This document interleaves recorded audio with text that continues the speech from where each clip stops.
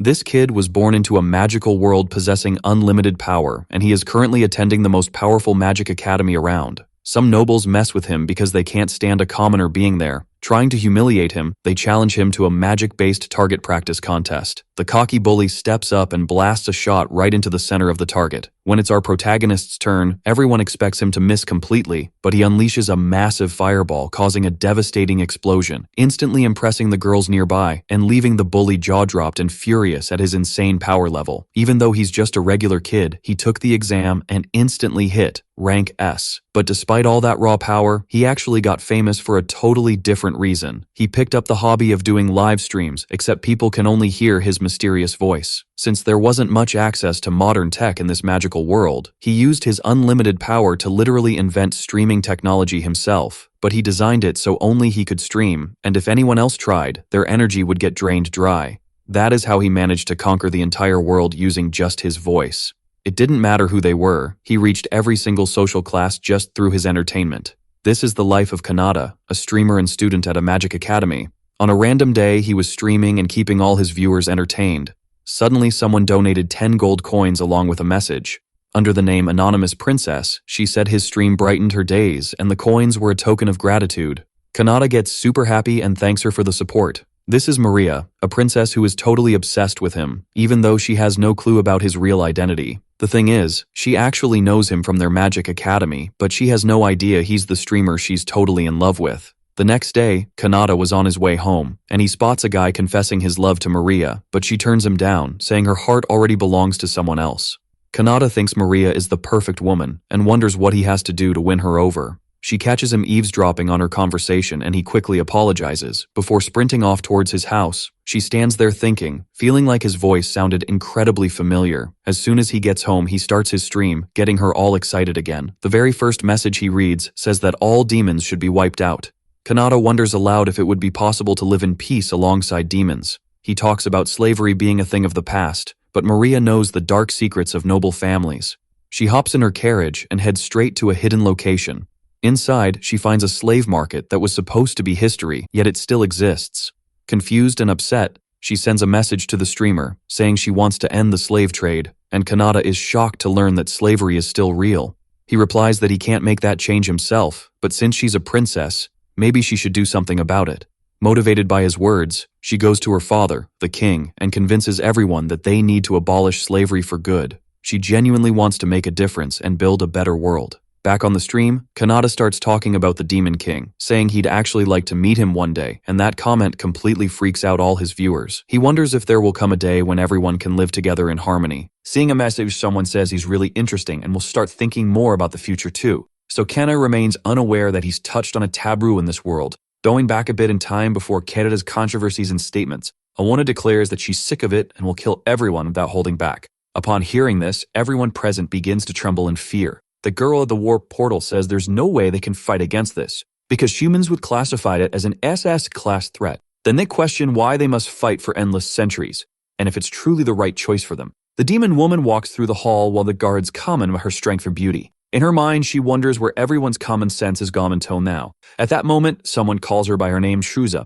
A girl says the previous adventurers brought something quite interesting. She hands over a phone and Shruza asks what streamer means in their world. She explains that people use it to listen to him and he's very popular among humans. However, unfortunately, where they are now, there's no signal it seems. Observing the device, the demon princess says she'll look into it, as it might be useful for gathering information. Quickly, she orders her subordinate to do something to provide a signal for the device immediately. Sometime later, she's in her office on the computer, already connected. The woman says at least it will help pass the time, and her subordinate rushes out, saying she'll let everyone know. Suddenly, a notification sound starts ringing on the computer. A few days later, she's avidly following the streamer. She commented in the chat, making everyone wonder why she did that, as it's not like he could respond. She was just killing time, but once she realized that this entertainment or calm had become part of her daily routine, she began to wonder what the streamer really was, noting that he had enough magical power to project his voice in all directions. In other words, he's a human with more mana than her, which is very interesting. Sipping her tea, she thinks is truly fascinating.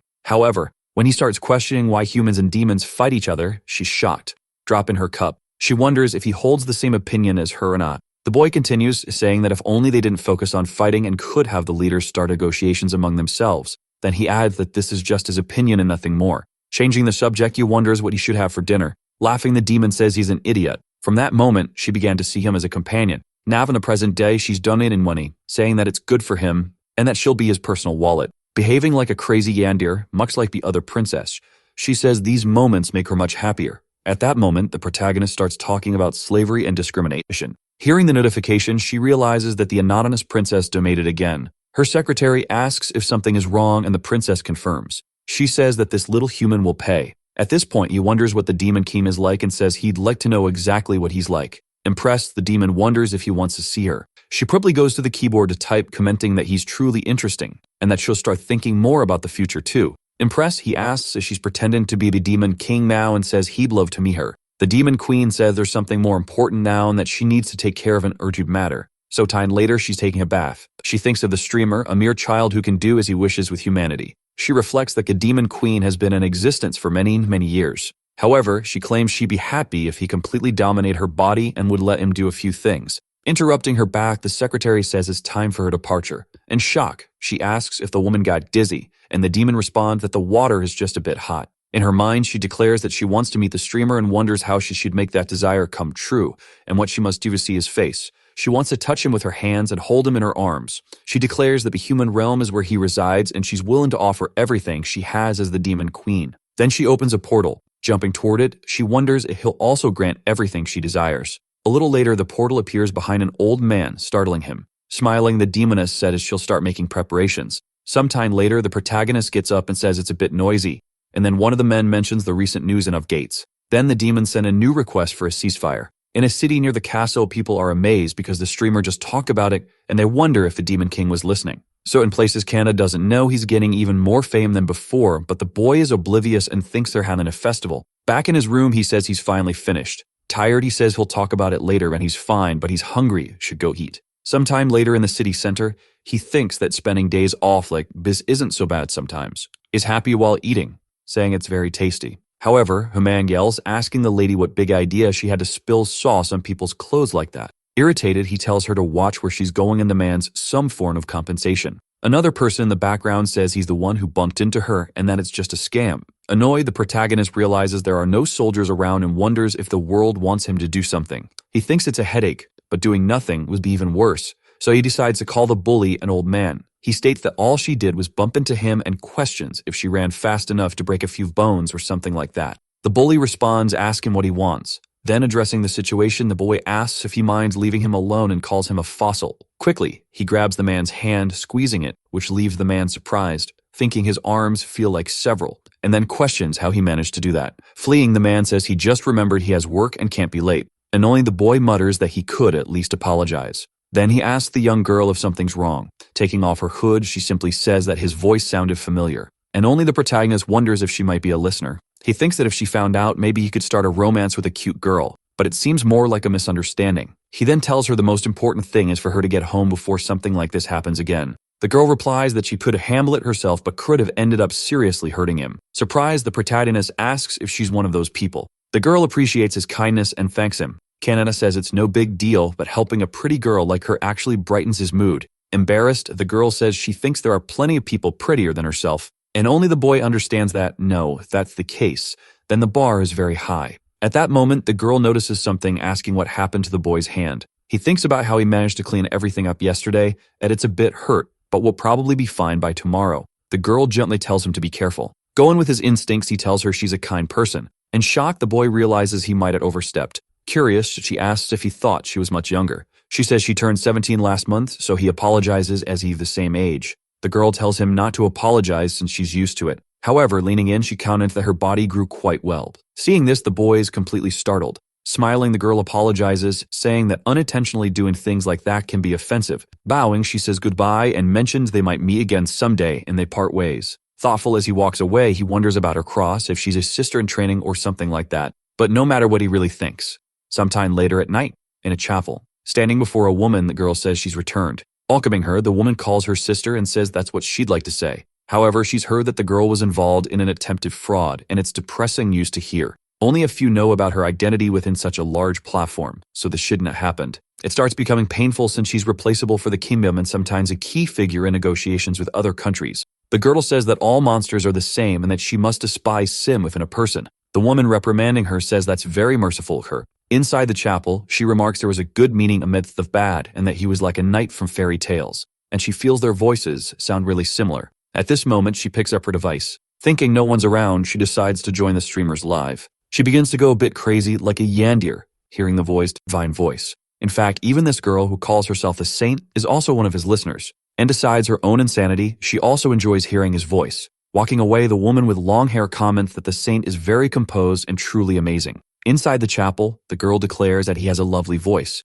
She says that every day she purifies her body for him, just hoping that he'll be ready to give her everything she desires at any moment. And that his voice makes her lower abdomen almost scream in delight. Acting in a very concerning way, she states she'll get pregnant just from hearing his voice. At this moment, the boy says that before reading the letters, he's going to show something. Getting closer to her device, the girl becomes very curious. Kamina asks if he can show his hands and then displays them, showing her injured. This piques the girl's curiosity, but it can't be, and there's no way this is possible. Realizing this might be that boy, she wonders if it's really him, as he exposed himself without knowing. The streamer asks his listeners if they can see his hand. He says they can see his hands because it's a magical item that finished earlier this morning. He explains he's checking on his injury, and it's looking good. The bruise in question hasn't gone away yet, so he needs to keep it bandaged. At that moment, he considers using gloves to keep his identity hidden. However, he thinks that's silly, as there's no way someone could identify him just by his hands. Meanwhile, the girl is completely stunned, shocked at the fact that those hands are indeed his. Then the demoness asks what happened to them. Many people in the chat are sending worried messages. Explaining, the boy says he went to a place earlier this morning and that everyone should be careful with things on high shelves. Anyway, today is the debut, and he plans to use this while he'll have to present something. Reading the chat, he asks such as seeing his hands really annoyed them. Changing the subject, he says he'll read their letters now. 2 hours pass and he says it's fun today, they're so energetic, so he moves on to the next one. However, upon reading, he realizes it's not a normal letter, but threat. The man says he's the leader of the Thieves Guild, and as he sees it, he has no idea what the streamer's motives are, but he's extremely dumb and irritating. He says people like the streamer make his skin crawl. He declares they'll find him and kill him painfully. He ends by telling him to spend his last day trembling in bed and calls him a bastard. The boy thinks it's probably just envy and that he just hates his existence. He reflects that he earns money just by streaming and choosing his identity. The boy says he shouldn't threaten people like that as he could end up in prison, so he decides to move on to the next letter. Meanwhile, this man named Mantis is running. Looking back, he sees several knights and wonders why they're doing this to him. Many of his companions have been defeated. He wonders why he's fleeing with his tail between his legs and thinks it's all that bastard's fault. Suddenly, a leg appears above him. He looks to the side and realizes it's been cut in an instant. A man approaches, saying that he wouldn't notice something so weak and that mantises aren't a big deal. He questions if Mantis thinks he can cause all these problems. Then he steps closer and pierces Mantis' hand the sword strike. Laughing with a twisted grin, the man tells him not to do that, as it'll only hurt more. Watching from a distance, a demon remarks that if he knew the mantises would end up here, he'll be punished and prioritize survival. The bald man who issued the threat grows very worried, questioning who they are. The 3 women coordinating the attack say he'll be judged, and these 3 are his subordinates coming to judge him. The knight questions how he plans to kill him and for the god's sake, remarks that there are hopeless people like him in this world. These people were also believers, though not as much as their superiors. It's still quite insane. Seeing it from Mantis' perspective, it was all for self-gain, and unfortunately for him, he only served as a typical example of the outcome in the online world. A few days later at school, everyone is talking about the Mantis case, the thief. Meanwhile, the protagonist wonders where to listen to or praise God. At this moment, the boy leaves his book on the ground. Noticing this, he tells his classmate that he dropped his book, but the classmate runs off, ignoring him. Reacting sadly, he thinks that recently, other students and even commoners have been ignoring him without reason. He realizes he really doesn't like this lonely student life and that maybe he went a bit too far. The teacher arrives in the room, greeting everyone, asking them to take their seats. Observing the protagonist, you wonders if the teacher looks a bit weary. The teacher says he's a bit regretful that a certain person will be joining the class temporarily. Hearing this, all the students start cheering. However, he says they need to know one thing.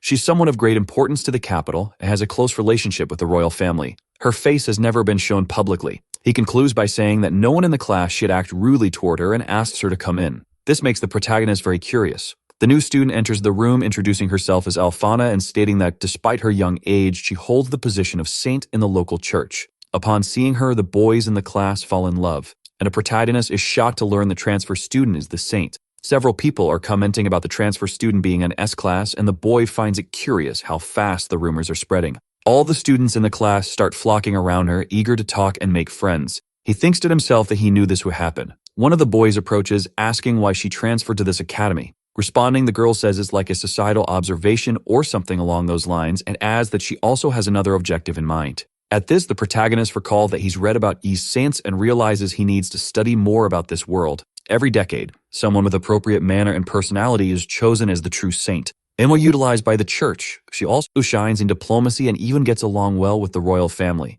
In other words, she's one of the most important people, and she's probably a friend of Princess Maria. Thinking it over, he understands that the person he encountered was a transfer student, and that putting her in the SS class was likely the best choice. He's relieved to remember that she forgave him for how he acted when they first met, but probably in any case, she doesn't remember his face. An arrogant boy approaches, saying he's from the SS class and the next in line of the long door house. The girl stammers, saying it's a pleasure to meet him. He asks if she knew that Marie was absent today on official business, and the girl responds that she didn't. Then he compliments her, saying she's very beautiful and offering to show her around the school in place of the absent princess. Alphana smiles, saying she's grateful for the help that declines. Then the question arises of whether he could still call her by her name without that permission. The arrogant boy quickly apologizes, and a protagonist thinks this is what he deserves for acting so high and mighty. It's pathetic. Standing up from his desk, the boy thinks he should call her outside and that he doesn't have time to laugh. Outside, it's time for the new student to hit the target. She uses the water slash ability, which seems to be some type of magic. She swiftly manages to slice the target in half with great precision.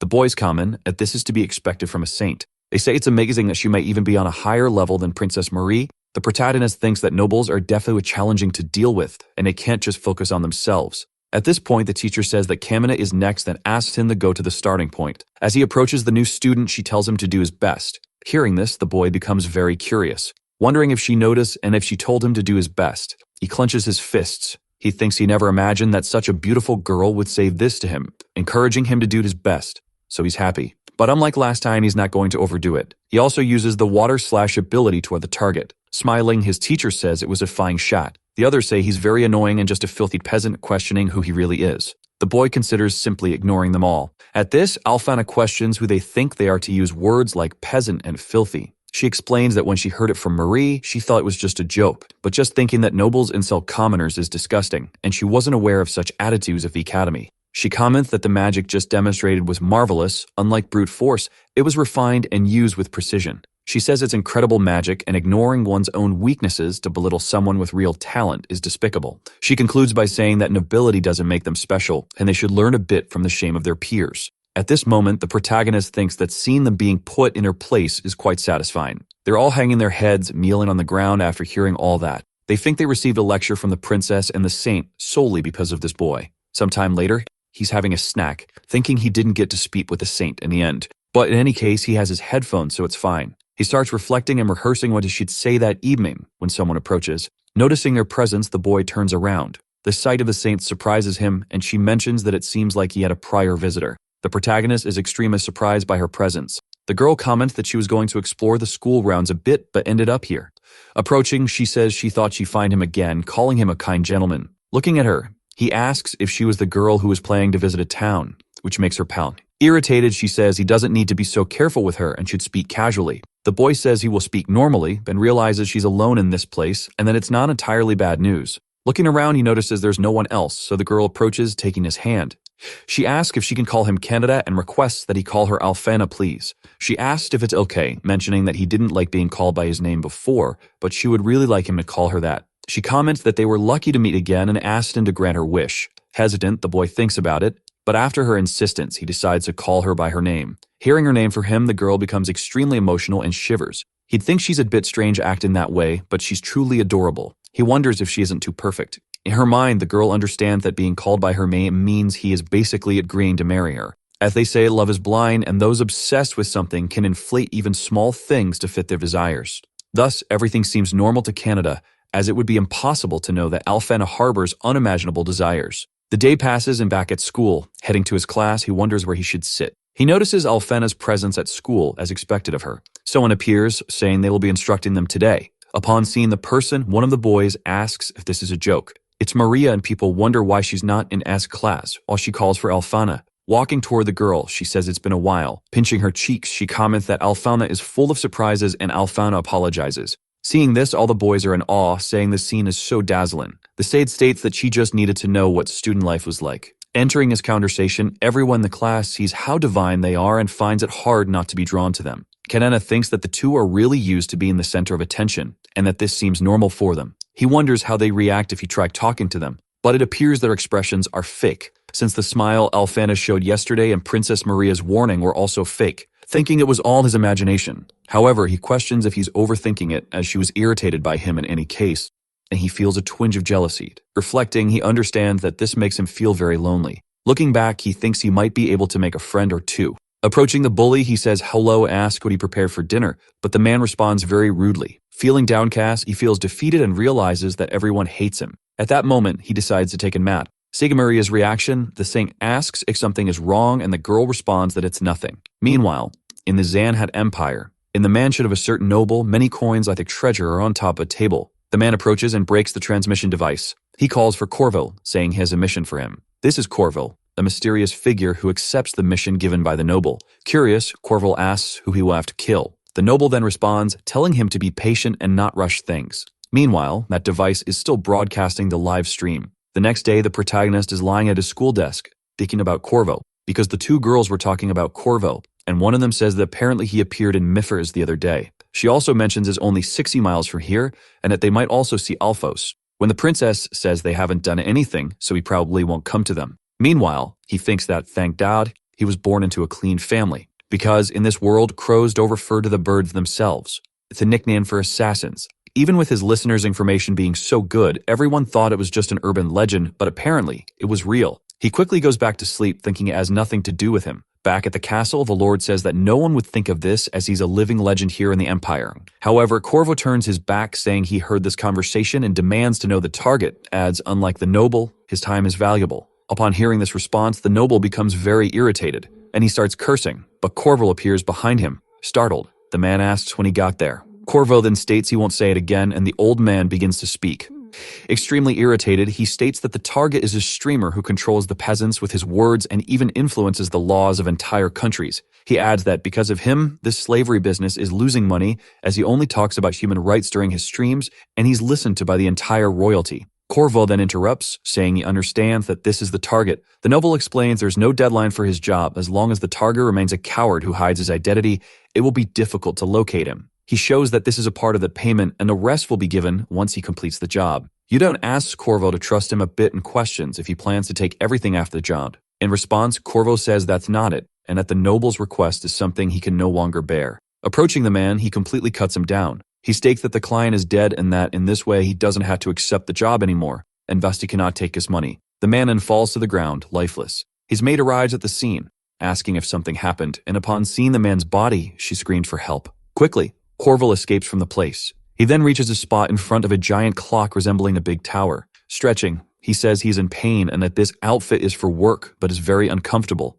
so he starts taking it off. He comments that it's a good thing they called an assassin like her. Removing the mask, she calls out to the Lord Streamer. Revealing herself as a girl, she says that real trash indeed exists in this world. At that moment, her device starts making noise and the live stream is beginning. Seeing this, she freaks out and starts paying attention. In this case, the legendary assassin turns out to be one of his listeners. The girl remarks that since she met the streamer, her nights have been very wonderful, and his voice is refreshing. She fantasizes about being punished by him for being a useless assassin who doesn't work at night. However, she realizes she's losing focus on the stream, so she decides to pay attention. At the streamer's house, he's doing his live and mentions that he should make some friends. But when he tries to, everyone tells him to shut up, so he has to be consoled by his listeners. Holding the device, she says his voice is so adorable, and if she were the person he mentioned, she'd never think of hurting him. Seeing this, Maria gets annoyed, questioning who they think they are. The Duminus comments that she's usually informed of this by the S group as soon as they arrive here, and Esate comments that she didn't know, so she'll do her best work at the next meeting. He says he's joking and asks if the situation was okay, mentioning he used a glass of water to create a crying sound. Reading the shack, he comments that it was quick and says he feels really bad for worrying everyone, then thanks them. Suddenly, someone asks how she intends to handle these fools, so she questions if they're talking about some form of punishment. This message was from the assassin. The man replies that instead of arguing, he wants to try to act in the friendliest way possible. He comments that even if they're not friends, they could have a conversation, and this response leaves the girl very charmed, saying he's cute. She asks him to tell her if one day they treat him worse than this, and the boy says he'll do his best and hopes everyone will console him. The assassin, standing by her PC, says that's what he desires. Unleashing several sword strikes until breaking the wall, she states she'll finish off anyone. Holding a skull, she asserts that no matter who they are, she promises to do it. Meanwhile, he's emotional, crying, thinking everything is so joyful because all his listeners are very kind people. Sometime later in the capital at an adult entertainment house, a woman thanks a man for his visit. He says he'll see her later. She goes to her boss, who comments that she's been working hard and doesn't mean to worry as he's changed the seats for her. The man thinks that all the clients were satisfied today as expected of the best girl. Smiling, the woman says that this worked and that of course they'll be happy because it's the best in the establishment. The woman then asks her boss to leave her alone for a moment. The man agrees, saying if he didn't have so much work, he'd love to hear his voice too. At that moment, she starts undressing. Peeking in, the man comments that she has red hair and blue eyes with a body and skin as white as snow and begins praising her. Noticing the compliments, she becomes irritated and throws a pillow at him, telling him to get out. Lying alone in bed, she comments to herself that today was very satisfying, all thanks to the streamer, and she thanks him, saying it's almost time. Suddenly, it starts playing, he goes live. At that exact moment, the girl goes completely wild, saying she's so happy. The streamer's voice reached places she wasn't even aware of. A princess, a demon queen, a saint, an assassin, and now this woman. The boy comments that a lot happened today and she wonders if he got into any trouble. She thinks that only the streamer was on her side, offering him her entire body and her deepest heart. She comments that he's everyone's savior and after everything that happened, he saves people like her with his words. Kana was born in the kingdom's poorest slums and detached herself from her current life. However, to survive, she managed to rise above in the nightlife business. At a table with her friends, one of them comments that they're young now, when they get old they'll lose clients, and another asks if they'll end up back in the slums. Kana responds, saying she doesn't even want to think about it. She comments that she met a pleasant person to work with. It's one whose worries didn't end only in the very near future. Near their table, a boy comments to another that he's glad he realized it early and disengaged since who can imagine she was a one of the night. The social status of women in this type of work has always been low and are treated as nothing more than spoiled goods. Later, her boss suggests they lift their spirits by tuning into the streamer's antics again, as it's still early. I'm alive, someone comments that's why girls don't let the streamer, which catches him by surprise, asking how he knew that. Women laugh, saying he's hilarious, and then he just gave himself away. Someone mentions that he's obsessed with cleanliness but saw something that really disturbed him, surprising the streamer. The letter continues, saying it was from a woman of the night. Filthy as men use her like a toy, and she's basically trash. Hearing this, Kana becomes very angry, wondering what the streamer thinks. They all begin to feel very sad, reflecting on their social position. Suddenly, the boy reacts to the letter, questioning what he's talking about and asking who he thinks he is to say such things. He questions why he would judge someone based on their profession, noting that many people enter this work because they have no choice. He then asks if they can stop using words against their jobs and that any job can save someone. Many people are being saved. He says he wants a world where people who work aren't humiliated but can feel pride. Kana becomes emotional seeing this because no one had ever said anything like that before. This sentiment spread through all the kingdom's videos, bringing tears of joy and reflection to most citizens. As a result, society's perception of women in this line of work shifted, and now they can live more easily. Kana comments that she's not sure about other countries, but at least in hers, the people's treatment of them is unmatched. Thanking the streamer, she mentions that one day she'll thank him in a different way. The boy comments in his live that he tried making friends by talking to people today, but the moment he opened his mouth, it told him to shut up. At that moment, his boss knocks on the door, apologizing for the interruption and starts talking about work. However, he notices that his maid is very upset that someone dared to speak about the Lord that way, insulting him. Everyone who adored the streamer felt the same rage, and the question was who exactly shared in the streamer's sadness, and this became an endless topic. A week then passes. The boy is walking down the street starving and wonders if anyone is selling bread. At that moment, a one appears above, asking if his name is Canada, and he's surprised to see it's Princess Maria. Whispering, he asks if it's safe for her to be alone out here. She responds, saying it's fine, although her butler is probably in a panic right now. As she leaves, the boy says goodbye, saying he'll see her at school, but she grabs his wrist. She then asks if he's free, nervous, and the boy replies yes, asking why. Maria suggests they take a walk together. Canada thinks he wants to go, but if anyone sees them together, his school life will be over. Undecided, he wonders what he should do now. The girl then hears something coming from a certain direction, running while holding his hand, and he asks her to wait. Suddenly, they arrive at the location. A noble is holding Kana forcefully, saying she can't act like that near a noble. Bonin says she doesn't care about that and asks him to let her go. He then suggests to Maria that they take a break, and she agrees. Both approach the man, telling him to leave her alone and may position themselves to confront him. The noble questions the man if he doesn't see that she doesn't want to go with him. Nervous, the man asks who these people are and tells them not to get in his way. At this moment, he notices Maria's presence. He then says to wait and remarks that the young lady is very beautiful. However, the man's hand abruptly reaches toward her. Irritated, the noble says he'll kill her right now. Placing his hand on the man's shoulder, he tells him to take it easy. Applying pressure on his shoulder, he throws the man to the ground. The noble then wonders what kind of magic this is as he can't move. Canada replies that it will wear off in a few minutes if he can calm down. Seeing this, Maria says Canada is as impressive as always. She then asks him to keep up the good work. The noble asks if he knows what's going to happen, as he's just an ordinary person. Canada replies that he doesn't care. At this moment, Canada asks who he is and if the person with the boy was the princess. He thinks to himself that she's indeed very beautiful. Nervous, he asks her if she's okay and if he did anything to her. Canada responds that she's fine and he just tormented her to buy her. From the ground, the noble says that a child like him wouldn't understand, but explains that this woman is a filthy person of a night.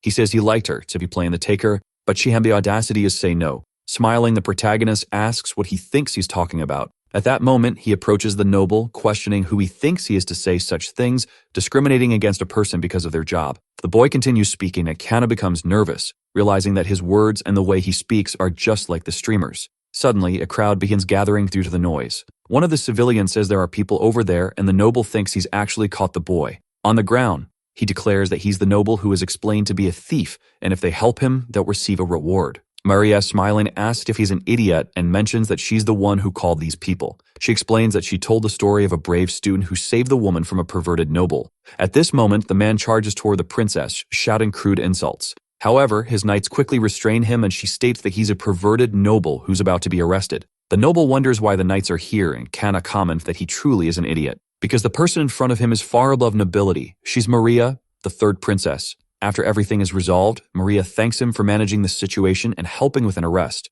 She remarks that it was just an attempt this time and the idea of forcing them to go home is the best they can do. At that moment, one of the guards approaches the princess, asking for guidance on patrols from now on. Kana, stepping forward, politely asks for a moment. She thanks him for helping her earlier. Taking his hands, she also thanks him for standing up for her and for defending her work. The boy says it was nothing and then realizes he can now show his hands as he no longer has an injury. At that moment, the girl asks for his name. He replies that it's Canada. She mentions that she spent a lot of time and men in her life and is quite confident in her observation skills. Introducing herself, she says her name is Kana. Handing him a card, she says that the next time they meet, she hopes he has time to meet with her. Showing his exception in her work, it can see him immediately. Meeting close to his ear, she comments that if he's tired and wants to release some stress, she could help him for free. Walking away, she mentions she has work to do and that she'll see him again. Hearing this, the boy is left completely flustered and nervous. The Princess Maria then approaches the protagonist, connecting that he is very sharp. With the sun setting, he mentions it's time to head home. Bidding farewell, he tells them both to be careful on their way back. She then questions why he didn't invite her to walk home together, and he says someone from school might see them, so she should cover herself. Thoughtfully, the girl simply states that he and the streamer are very similar in many ways. Sometime later, the noble is in jail, and the guard informs him that they'll send him home tomorrow and that he should cool his head. The man is completely furious, complaining that this is happening, and that if it were just the princess, it would be fine. But that kid ended up humiliating him. He knows he's a commoner living in the capital named Canada, and that's more than enough information for him to do something. Sometime later, user asks the streamer what he thinks about the power of his words. The kid says, hypothetically, if he had power, he would say he wanted to rule the world and questions what they would do about it. The 5 women who are infatuated with him respond that they help him without hesitation. Canada asks if everyone has gone crazy and comments that it's just a joke, so we shouldn't take it seriously. Reflectively, the boy realizes that in his old world, streamers cause wars over a simple joke, and he should be cautious about this. He mentions he's thinking of doing things beyond just chatting, and you should expect some reports on that from now on, because he plans to do things that streamers in the old world also did, like vlogging while streaming outdoors. At that moment, the anonymous princess donates, saying she loves him and calls him my lord. In response, the boy says he loves her too. This response drives her completely wild, and he says he loves everyone in the chat as well. Tired, the boy realizes this is very dangerous and that he shouldn't be doing things like this. A day then passes of school. Tired, he wonders why his desk is dirty first thing in the morning. 2 girls are discussing a rumor about an SS class member being the streamer. Maria claims that the streamer said he was an ordinary guy, a noble student, and drunk with great power. Thoughtful, Canada wonders if there was also this kind of talk in his class and that he is the streamer,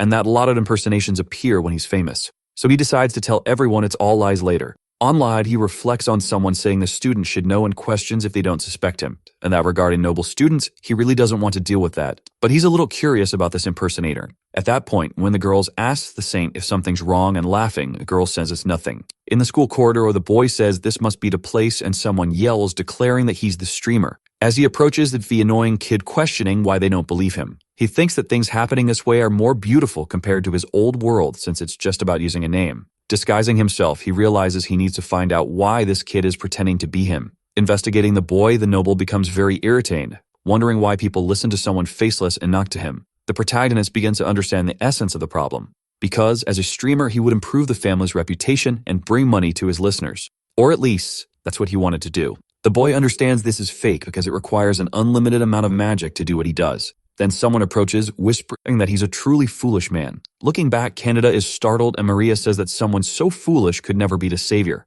Maria apologizes, explaining they also had a similar plan, and Alfana sadically asks if he knows the streamer too. She mentions that she's actually a fan of his as well, which leaves Maria stunned. 3 minutes earlier, the two were talking behind the boy. The saint realizes that Maria doesn't seem to know Lord Canada's true identity. She comments that at the church, there are a few moments of rest and she listens to the streamer's voice to calm her heart and strengthen her soul. She asks if Maria does the same and irritated, the girl says she didn't mean to say all that. Meanwhile, the noble wonders if no one's going to calm this guy down and questions if there are cultists. Maria then states that bringing her sword was the right decision. He feels happy that both the princess and the saint are his listeners. However, he also feels a bit of fear about how they seem to take his live comments so lightly. At that moment, Maria comments that she has really been watching over his actions, but if anyone sabotages another person, she cares and cannot forgive them in that moment. Seeing this, the boy thinks about how beautiful Princess Maria is. Approaching him, Alfaman also says she cannot forgive them. She then asks Lord Canada's opinion. He responds that he thinks it's best for the boy to stop lying and that even the streamer he claims to be wouldn't receive any severe punishment. Suddenly, a dark aura appears, almost swallowing up the noble, like Pac-Man and the ghost. In an instant, he vanishes completely. Perplexed, the protagonist questions what happened and asks where he went. Alfana then comments that she just felt the presence of a powerful dark force. The boy finds himself transported to the demon realm. The demon princess then asks if it's true that he's really a streamer. Trembling and sweating profusely, the boy can't respond due to the overwhelming fear he feels toward the demon. The demon subordinate then says he's a fraud, noting that with such low manner, there's no way he could broadcast in all possible directions. She adds that she's aware of this and that he's merely using the name of the one she loves. With a repulsive glare, she says she presumes he's ready to pay for this sin. Collapsing to the ground, the boy begins to go into shock. Meanwhile, the others continue searching for the boy. Neither of them is worried about the noble, but the saint says that Sampa should be concerned about the situation. Maria suspects that if it were the demon, she would have kidnapped him to confirm the rumors. At that moment, the boy glances back. He's shocked to see a large black sphere similar to the one that swallowed the noble earlier. Grabbing both of them by the wrist, he says he doesn't know anything about fighting, but he has to protect them at the very least. If they back away from the area to comment on a foul smell, and then the noble appears on the ground. The demoness appears as well, asking if they also find this quite embarrassing. Maria draws her sword, asking if she's a demon, and the saint prepares to use her magic. But then the demoness apologizes for her sudden appearance. She explains that her boss was very upset at him for pretending to be the streamer, so she stops scolding him and can't return him. Both girls remain still, sensing no animosity from the demoness toward the noble. Curious, the demoness then asks if they intend to do the same thing her boss did.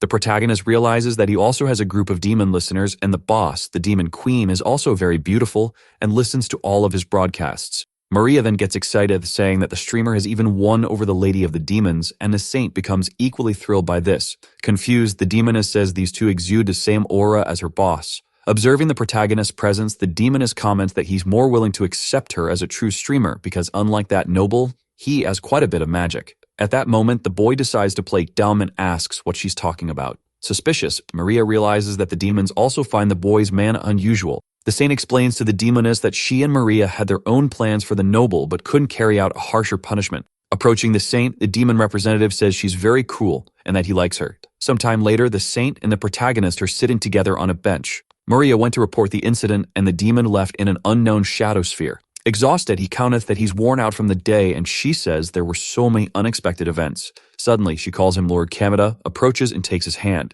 She thanks him for his help earlier and says he made her very happy. Embarrassed, he thinks he'd like to say something, but it's too much, so he realizes he can't look her in the eye at all. Smiling, the saint comments that he's truly a wonderful person. Avoiding eye contact, he's deeply embarrassed and realizes something. He says he can't just leave the noble alone here. Alfana then says it's very kind of him. A while later, the arrogant noble wakes up. Trembling, he calls out to the streamer, begging for help. He starts running in desperation, crying and asking for help from Lord Streamer once again. After this event, the otter or noble, as if he were a different person, confessed all his lies, told the truth to everyone and publicly disclosed all the preemptive crimes of his entire family. A few days pass. Canada wonders if the demon queen truly watches his broadcast or someone calls his attention. Turning around, he realizes it's a woman. Disguised, the demon queen asks if he can show her around the city. Seeing no reason to refuse, he agrees. As she walks through the city, everyone marvels at her beauty, saying she's a treasure that came from the heavens. The demoness comments that it's truly interesting and that this is what they call the capital.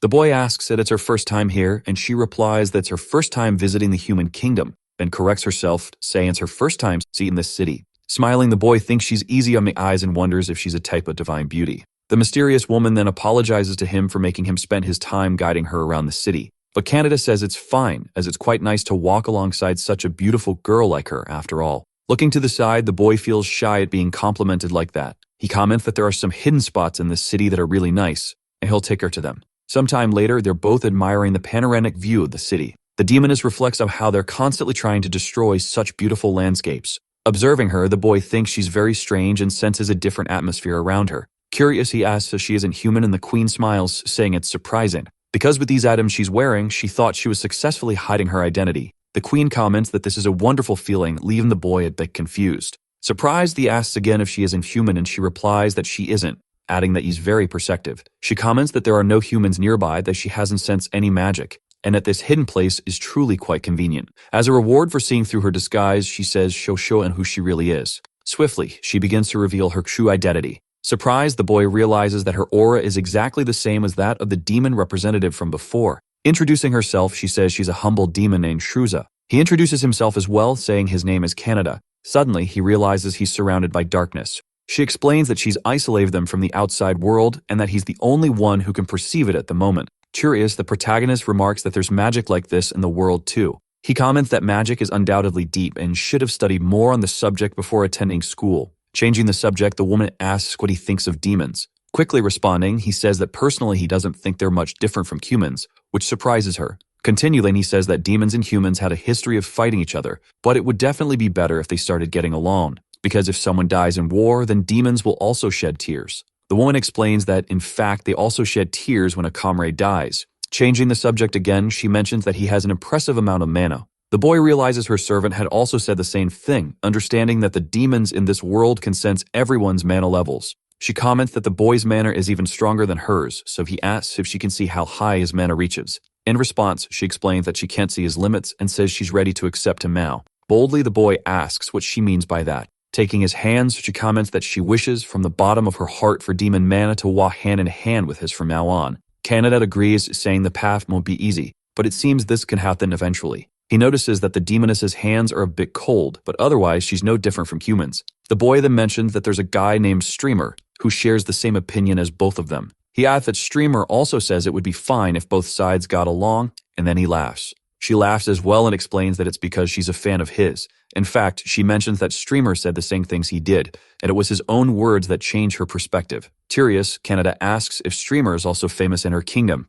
and she comments that he's quite popular, though the older elders don't like him very much. But the Demon King is already handling all of them. The boy then asks about the demon world and what kind of place it is. At that moment, the Demon Queen invites him to visit her world next time, saying that if they're with him, he can enter without trouble. After making this promise to meet again, the demoness returned home, and the strange day off for the protagonist began to come to an end. Furthermore, no one in the human realm knows the true name of the Demon King, and he has not realized who Shuza truly is. During a live stream, he mentions that everyone should sleep earlier sometimes as well. Ori in bed getting ready to sleep, he says he's very tired from being a tour guide. However, as previously mentioned, Canada's strange day off started to come to an end. In his bed, the crow appears watching him, deciding to leap toward him with a frightening expression while he's asleep. Showing a flashback from a few days ago, the crow asks if she is the client this time, questioning who she wants dead. This is the Lord who was humiliated. As the same perverted Lord involved in the incident with Kana, Church, Maria, and Canada, he was sent back to his homeland.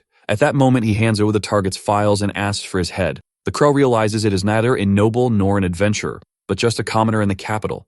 Hence, the job will be easy. The noble comments that he will never forgive him for making him look like a fool. At that moment, the crow simply accepts and says that the target had bad luck. The boy was about to thank him, but he quickly disappeared. Ninder states that with this plan, he will be killed. On a rooftop, the crow observes the capital and then descends to the building. A Upon landing, he states that he must now begin gathering information. After an hour of investigation, he already knows that the target buys a lot of bread at his store and helped the woman from the clutches of a pervert. However, he understands he can only continue as the crow. There is no other choice besides this. After an alley, she hears someone talking about being free. Looking, she realizes it is her target talking to Maria. In doubt, she understands that an existence like that even gives dubious assassins like herself a reason to live. Sometime later, the assassin is listening to the streamer's live session. The crow is also a girl of that age who only knew him through the sea residence being just a mere coincidence. Just like a streamer who also hid his identity, the assassin did the same. Thus, she considered it one of their similarities and formed a parasocial bond with him. She herself didn't expect to like him that much.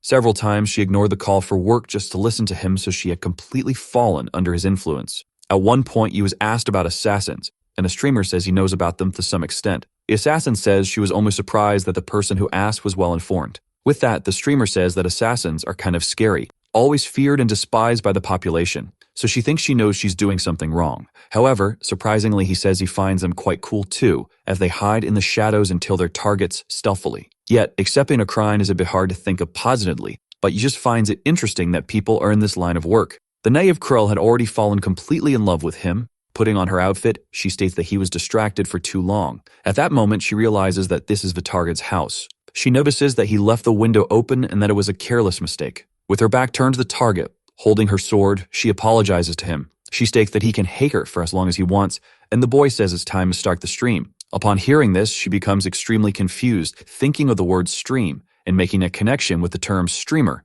The boy gets up, saying he needs to close the windows so that no one can hear him, and she quickly hides on the ceiling. The intuition of Yandere's listeners greatly disrupts normal people, or perhaps it was her assassin's gaze, it's hard to tell. However, at that moment, she realized that Canada and the streamer are the same person. She is completely bewildered, wondering if she is dreaming for the chance to see him in person and hear his stream. Distressed, she understands she must not lose sight of his presence even for a second. Meanwhile, at his home, the noble laughs, saying he heard that the crow is quite brutal and that he is definitely making that peasant cry in pain right now. However, the crow is enjoying the first public recording session of this world. Going to sleep, the protagonist says he's exhausted and bids himself goodnight. And in this bizarre way, we arrive at today. Without rest and without feeling sleepy, Tellus was watching in Canada's room. However, even the legendary crow eventually grew tired. Waking up after Saladel was splashed on his forehead, he wonders if rainwater is coming in and comments that he should go to the bathroom. But looking up, he notices the presence of the assassin and is completely shocked. Crouching down, he asks why she is there and who she is.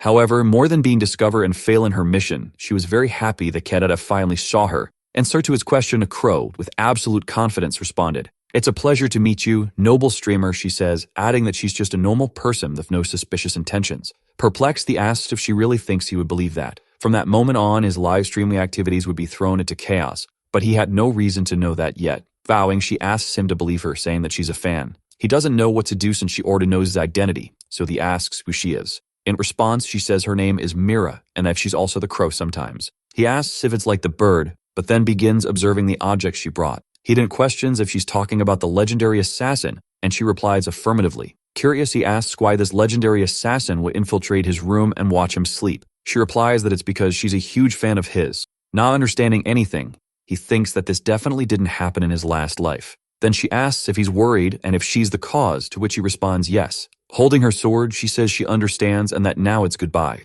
She says she'll die now, and desperate, Canada begs her to stop. However, she abruptly stops talking and makes a slight cup on her neck. Worried, he asks if she was trying to die, and Mira says it's because she calls him trouble and calls him sir. Suddenly, they step back from each other. With a frightening look, she says that if the sir doesn't consider her a nuisance, she clearly has no value as a servant. Smiling, the boy thinks she's the type who would die if he asked her to, and that she's crossed all the boundaries of a Yandere, making him feel like he might cry from that realization. He explains that she misunderstood him and that this wasn't what he wanted to happen, then asks if she's okay. He tells her that for now, she just shouldn't die and that if she were the head herself, the blood would be troublesome to clean up. Mira then asks if she should do it elsewhere, and he replies that might be issue. Then he calls for her attention. Interrupting, she says he's the only one who knows she's the crow, and that her name is real. Curious, he asks if that means he will be killed. Moving slowly, she asks by whom and that she will get rid of them immediately. Curious, the boy says he doesn't believe she's the crow, asks if she can prove it somehow. She then mentions that she's quite skilled at concealing her presence.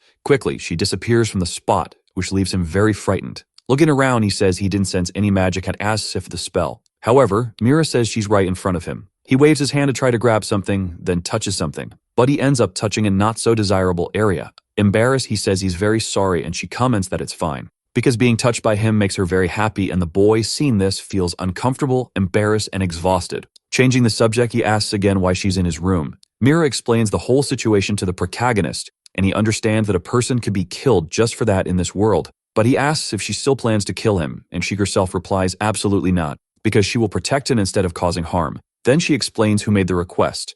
He understands that her mission was to kill him, and then senses another presence. At his home, the noble calls the crow a traitor, but doesn't last long. The protagonist is at home watching the live stream while she watches from a ceiling. Putting on a gift, he says this sums everything up and that he should avoid killing the person necessarily. Only the boy understands that she trusted the guard to watch his back, but wants to leave her side to the quote maker. Suddenly, his terminal starts lighting up. Upon grabbing it, he realizes he received the letters he requested and that he's going to see them now. However, the message surprises him. Someone commented that the streamer is a mass murderer. They comment that they only thought they would resort to such means for fame and that they cannot forgive his sins, because projecting his voice to such an extent requires a lot of mana, and no matter how much he saves, he will die if he's alone. Or, in other words, he will need the mana of a large number of humans. At this moment, they ask the streamer how many lives he has taken and how much suffering he has caused just to get to where he is now. They conclude by saying they will never forgive him and that they will bring him down with force. In shock, the boy questions himself about what is being said and how his reputation has spread so much in just a few days. In his mind, he affirms that he's using his own manner, but only for the extremities. He asserts that this is going to be a problem while the assassin is savoring the master's pride. Coming towards him, she asks what happened. Perceptive, he realizes that in his past life, rumors like these would cause exposures and end up giving strange labels to celebrities. However, he never imagined that this would happen to him. Changing the subject, Canada asks the boy what she did in his bed, and she avoids the question. The streamer, a big name in this world called Adarashia. Many ended up enchanted by his values and beliefs, becoming listeners and Yanderes. However, this streaming culture was constantly spreading among the general population. Abolition of slavery, peace treaty with demons, dismantling of bandit guilds, refinement of discrimination based on profession. That afternoon, a power that could move countries with a simple word was invited by all among the few others trying to stream as well. In a small country close to Rogia's at the noble Senfi household, somebody yells at a woman saying that this isn't even close to enough mana. He shouts at several people, calling them all useless, and asks why they think they were bought. One of his subordinates calls him, saying that he believes he already knows, but mana is as valuable as blood to them. And then if they drain her mana to the limit, it will die, forcing them to buy new slaves and further increasing expenses. He states that this was the last batch, that there's none left.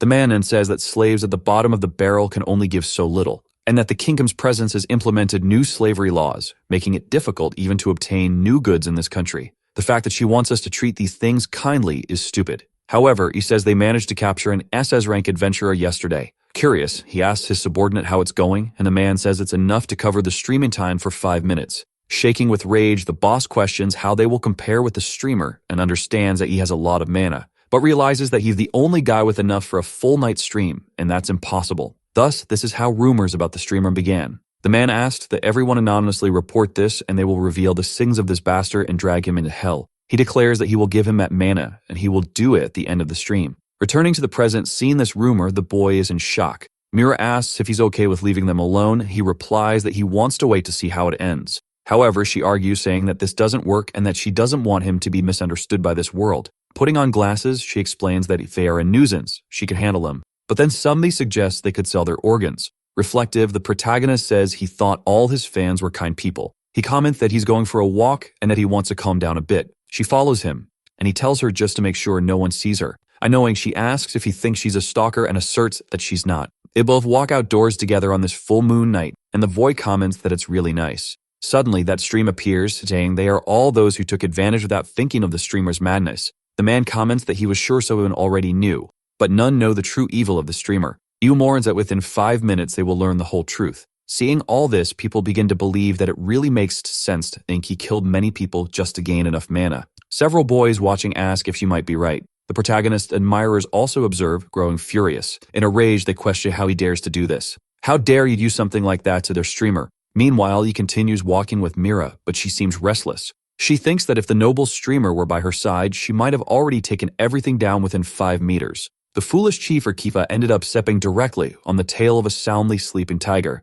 Sometime later, it's announced that the class will begin. He's sitting on a bench, wondering what to do now. then imagines all of his listeners wondering about that is broadcast and believing it, because many people ask how his streams worked before, but he preferred not to answer, and his only excuse was that he could do it because he was himself, since the infinite magical energy he received when he incarnated is apparently a unique ability in this world, allowing him to cast high-level spells multiple times without worrying about mana. Besides being immune to any enemy that drains magical energy, even when relaxing, he ends up kind of outdoing everyone else unintentionally. However, he's the first with this type of ability, so no one would believe it. He stakes it's better to keep his power a secret. As long as he can keep streaming, that's good enough. He thinks his haters are creating conspiracy theories and hopes this doesn't turn into a big problem. At that moment, Mira appears beside him on the bed, apologizing for making him wait. This startles him and she asks if he's okay, but he comments that she shouldn't do that. With that, Mira hands him the paper, saying she did her best to gather information. She says she had to use a bit of force, but since it's Millard's request, she'd be willing to do anything, and he thanks her.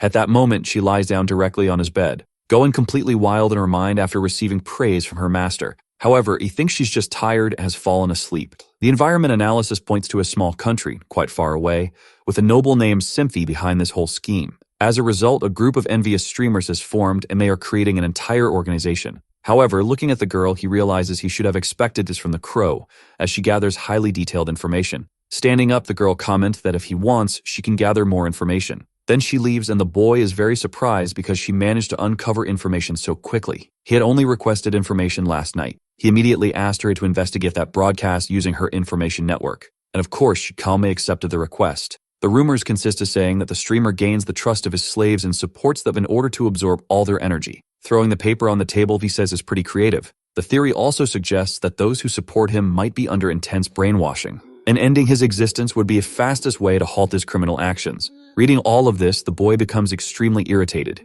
Even in the situation where listeners believe these rumors, at least it seems to be a small part of his entire follower base. So he understands it's just information, and it's not as if he has an injury on himself. However, if he ignores all this that's happening, he'll end up being harmed. He thinks he needs a way to clear up this misunderstanding, but words alone aren't enough. He quickly thinks of a plan. He could show his hands during a broadcast, and if he does this imitating the school admission test, he might be able to change everything. It's about an orb he has to touch during the admission test, which is the item that evaluates the amount of mana the person has. If he could use it in front of his listeners, it would be proof that he's streaming with his own power. However, it seems like an expensive item and not something someone would lend easily. Two girls come into the protagonist's view from afar. Maria Quest, that's her name, and he's thinking about that fraudulent test. While Alfana Quest, that's her name, he's thinking about purifying this world of sinners. With that, both approach the protagonist. Frightened, he stands up, realizing you're Princess Maria and Alfana. At that moment, they fall silent, which leaves him quite confused. Both seem scared, thinking they were close, and that they must be cautious. At this moment, he tries to speak, but Maria interrupts, saying he doesn't need to finish the sentence for her to understand. She explains that she's someone who helps those in need and someone they can trust. She says that in this difficult time it will help, so she asks him to share his troubles. Saint says that they just happen to be born blessed with power and influence. However, she comments that these things should be used to help those in need, so she asks them to trust her. Nervous, the boy realizes that if these two, he can trust them. Clenching his fists, he states that he has a request for both of them. However, he says that before making this request, he must apologize and reveals that he is a streamer. This information leaves the two in shock. He thinks that if he told them suddenly, they'd be speechless, and that regardless of timing, perhaps their doubts have been too repetitive. He thinks he's also unsure if they'll believe his word. Suddenly, the saint begins to speak, revealing that she's known this truth for a long time, which surprises them both. She explains that when he got hurt for the first time, he has small injury on his hand, and right after that, he showed his hands on the same day's broadcast. Completely shocked, the princess realizes he's a streamer and had no idea all this time. Looking back, the saint thinks her intuition was correct. And moreover, Maria says she also knew, as his accent caught her attention. It was surprisingly easy. Adaptable, the boy realizes he unconsciously gave hints about his identity to both of them, and it was a good job not to let anyone else know. Nervous, Maria says of course she's totally confident, and the saint adds that it happened naturally. With that, she moves toward the protagonist and takes his hands. She says that despite knowing the truth, they are his fans above all else, which means they would never do anything to cause any kind of trouble, because otherwise they couldn't be considered true fans at all. Maria agrees with Alfana, saying she's eager to hear his words with that always fearless attitude of his. Maria then gets irritated at being called princess, saying he can treat her to saying as Alfana, forgetting the formalities, explaining that he doesn't need to call her princess for now, and the boy says he understands. However, the saint then moves to gather Maria, pulling her away from him. The princess then explained that they are a priestess and a princess and can ask for anything he wants of their allies. Both hold his hands as he thinks that even knowing his identity, these two revealed nothing and kept everything secret. He's sure now they're trustworthy, and he knows this. However, they're almost being intimidating, and maybe he's imagining things since they seem quite different from usual. And yet, they're standing very close to him and staring at him. Quickly, he begins to look around, wondering if anyone nearby is listening and watching everything. Alfada then asks if he's really checking to see if no one is around. She states that she cast magic to keep everyone else away before the conversation started, and seeing his expression, assumed he didn't want anyone else hearing. Impressed, he comments that Alfana is incredible and thanks her. At that moment, he says he was about to talk to both of them regarding the rumors about the streamer, and they both say they're already aware of the matter. Maria mentions that she asked her parents to do something about the rumors, and thanks to a collaboration with the ministry, they already uncovered the source. Upon hearing his term collaborator, he immediately thinks of an assassin. The explanation continues. Maria says that they claim it's a rental, but no such case has been found in the country, that the mana he consumes is more than a normal person could possess, and her parents have started to consider that he has more mana than anyone else in this world, or that he's using some unknown device to create mana to conduct these broadcasts. Nervous, the girl asks if she could ask this. It might be bad to ask as a femme, and he thinks she hit the nail on the head. The priestess says that, in other words, even if he doesn't count on her, many followers were already moving to put an end to this quickly, and that his name carries great significance in this world. Many people and many of his followers will forgive anything that troubles him. However, he thinks he doesn't want anyone else cleaning up his mess and asserts that he wants to prove his innocence with his own hands. For that reason, he says he would like to ask both of them for help since he trusts them both. Seeing this, both the priestess and the princess hold themselves back, but inside they're thrilled. At this moment, the protagonist realizes that this is quite embarrassing after all. After this, he begins to explain the plan, and the two regain their composure, becoming firm and focused. He mentions the orb he saw when he first entered the school, which seems very valuable since it prevents anyone from touching it and is kept deep within the school. Inen says he needs it to resolve this issue. After hearing this, both Maria and Alfana approach you. Maria says that, as a princess, she will make sure he's authorized to use it. And the saint, as a priestess, says she grants permission. With confident expressions, they say that no matter what situation unfolds, they will both take responsibility. So finally, the streamer and his followers will come together to put an end to these rumors. And as this event will change the streamer's position, it will be revealed very soon. Classes are over, so he says it seems he can prepare some things for tomorrow. He thanks them for being able to help them, and he comments that he will take a break from streaming and prepare as much as possible tonight. After hearing this, Fatu feel a bit down, realizing there won't be a live stream tonight. Bidding farewell, he mentions that he'll start the plan and tells them to meet tomorrow at 6 p.m. at the agreed place. Sometime later, someone knocks on Alfana's door. She promptly answers and is surprised to see who's there. It's Maria, and she asks if something happened. She then questions if it's about Mr. Canada. Gripping her by the shoulders, Maria says that's exactly what it's about. In shock, she asks if he really is the streamer. The priestess asks her to stop shaking her and to calm down first. The princess then starts running toward the window. She leaps toward it, breaking it, and exclaims that her idol was her own classmate, while Alfana begs her to stop destroying her room. A short while later, the window was repaired with magic. Explaining, Maria tells her not to misunderstand as she was never certain, but she somehow sensed something. She mentions she isn't lying as the way he spoke always felt familiar to her. At that, Alfana tells her to stop complaining and that she can arrange future encounters to make Mr. Canada fall in love with her. Doing several calculations in her head, the princess begins to wonder how she should refer to the streamer, whether as Canada or the streamer. At that moment, the princess asks if this means they are basically married, and Alfana comments that's a very absurd conclusion. Ignoring her, Maria asks when he'll start playing the wedding ceremony. Annoyed, she declares that she'll be Canada's wife, not the priestess. In her mind, Alfana thinks that Maria is getting carried away and that she should warn him before Maria claims her rights over him as a princess. Raising a finger, she asks Maria if she can say something. Quickly, she clamps the girl's mouth shut. Pointing a finger to her head, she says that when they're at school, he'll be Mr. Canada, not Mr. Streamer, and warns that if Maria does anything that puts him in trouble, she will forgive her, even if they are friends. Maria then recalls that she hasn't seen that look on her face since she swapped out her alarm clock for a bomb when they were 5 years old. The priestess tells her to think for a moment. After everything is over,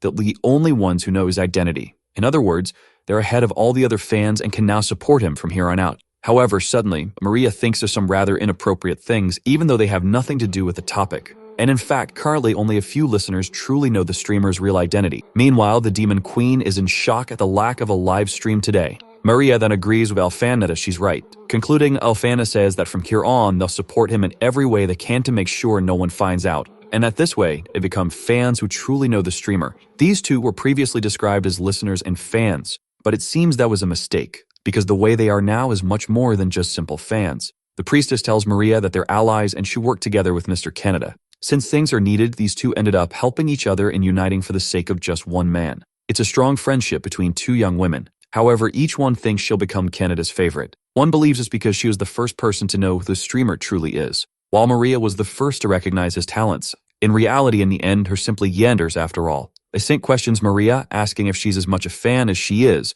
and the girl responds that they're quite similar in that way. Tonight, Mr. Canada will be busy, so there won't be a live stream.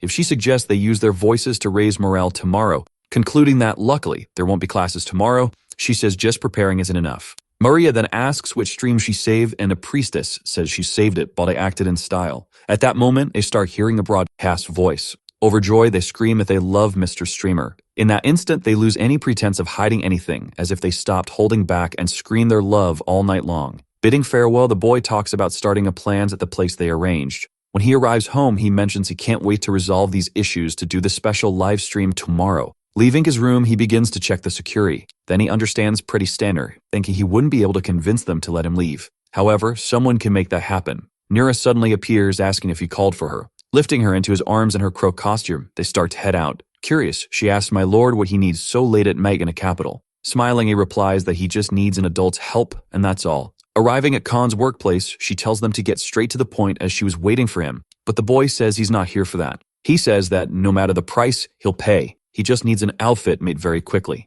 She doesn't quite understand but says she'll draft him out immediately and assures him he doesn't need to worry. And he really doesn't need to worry, as they're very discreet. After that, the boy and Mira roam through the capital until only an hour remains before the meeting time. An hour later, he was at the designated location. Seeing that it's a castle, he wonders if they can really use this place for a live stream. He thinks it's exactly what he expected from them and is glad they're allies. He states that he'll place an order with them next time, because new outfit, he comments that it's really well made. The equipment is also good, with a portable camera that needs no further adjustments. Suddenly, someone knocks on his door and he allows them to enter. It's the two looking very nervous, and he thinks he should mentally prepare them. The boy says they don't need to appear on the stream, but both say they want to help, as it will lessen the chance of people discovering he's not a commoner. This is their meeting from the previous day. With their plan, people may figure out he's a student living at the school. Maria says it's true since Alfana discovered it just from his hands. She also mentions that he can use the secret village for other missions, and even their parents won't know. However, even for a secret village, it's hard to hide. However, she explains that people look directly at her, so they won't notice anything else. Alfana comments that her magic to make people overlook things stems from her being a saint, making people ignore the affected area. Essentially, that's how this magic works. Now she's casting magic over the entire village and says she'll ensure the barrier is modified tomorrow so she can see it. She asserts that if she combines her magic with his while streaming, they can broadcast freely without worry about anyone tracking them. Maria is thrilled with this news, and Hudson. He comments that if he can master this, he'll be able to conduct secure broadcasts on his own, which shocks them both. Alfana explains that this magic is passed from saint to saint and that even though he's Mr. Canada, he cannot betray the church. Maria then argues that it's useful for him to avoid being discovered, and the saint adds that he needs her.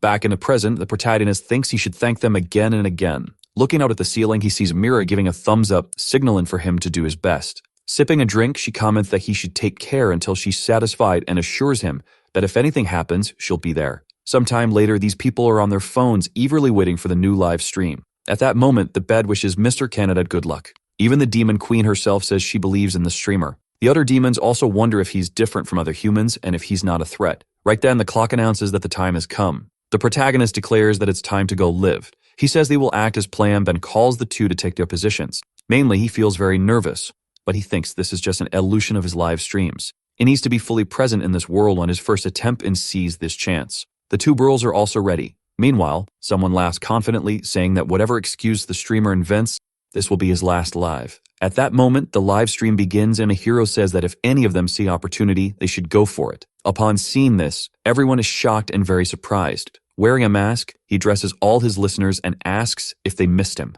In this way, the curtains for what would be called the streamer's redemption were lifted for a brief moment, and of course his followers reacted to all of it.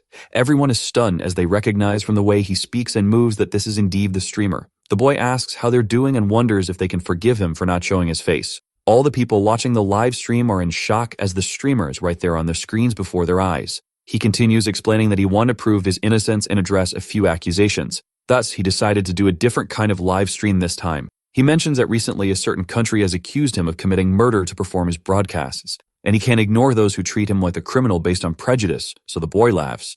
asking if he's trying to threaten him. Moving on, the hero says it's still painful and questions if everyone is listening and calling them idiot haters. He adds that he can only sleep at night thanks to them, and it's irritating. Seeing this, the guards start laughing, saying this is good. But noticing your humble lord is angry, they apologize. The protagonist explained that today he's going to show everyone how his live stream works, but before that, he'd like to introduce his assistants. Someone comments that the truth will finally be revealed, that they won't take their eyes off the screen. He's probably innocent. The demon then wonders if someone other than her has helped him. The girl explained that these two have come from a Fartho system. Introducing themselves, one says she's Maria, the third princess of Rogias, and the other says her name is Alfana, also known as the Saint. They counted that both are also fans of Lord Streamer and asked him to let them join him once, and he was kind enough to agree. Realizing the situation, Kara asserts that these two must also know Canada well. Someone in the chat comments that since he knows them personally, it must mean he lives in Rogias. The Saint then casts a spell, focusing exclusively on Mr. Streamer's words and actions. The spell works, and he thinks he just needs to hide the comments in the broadcast.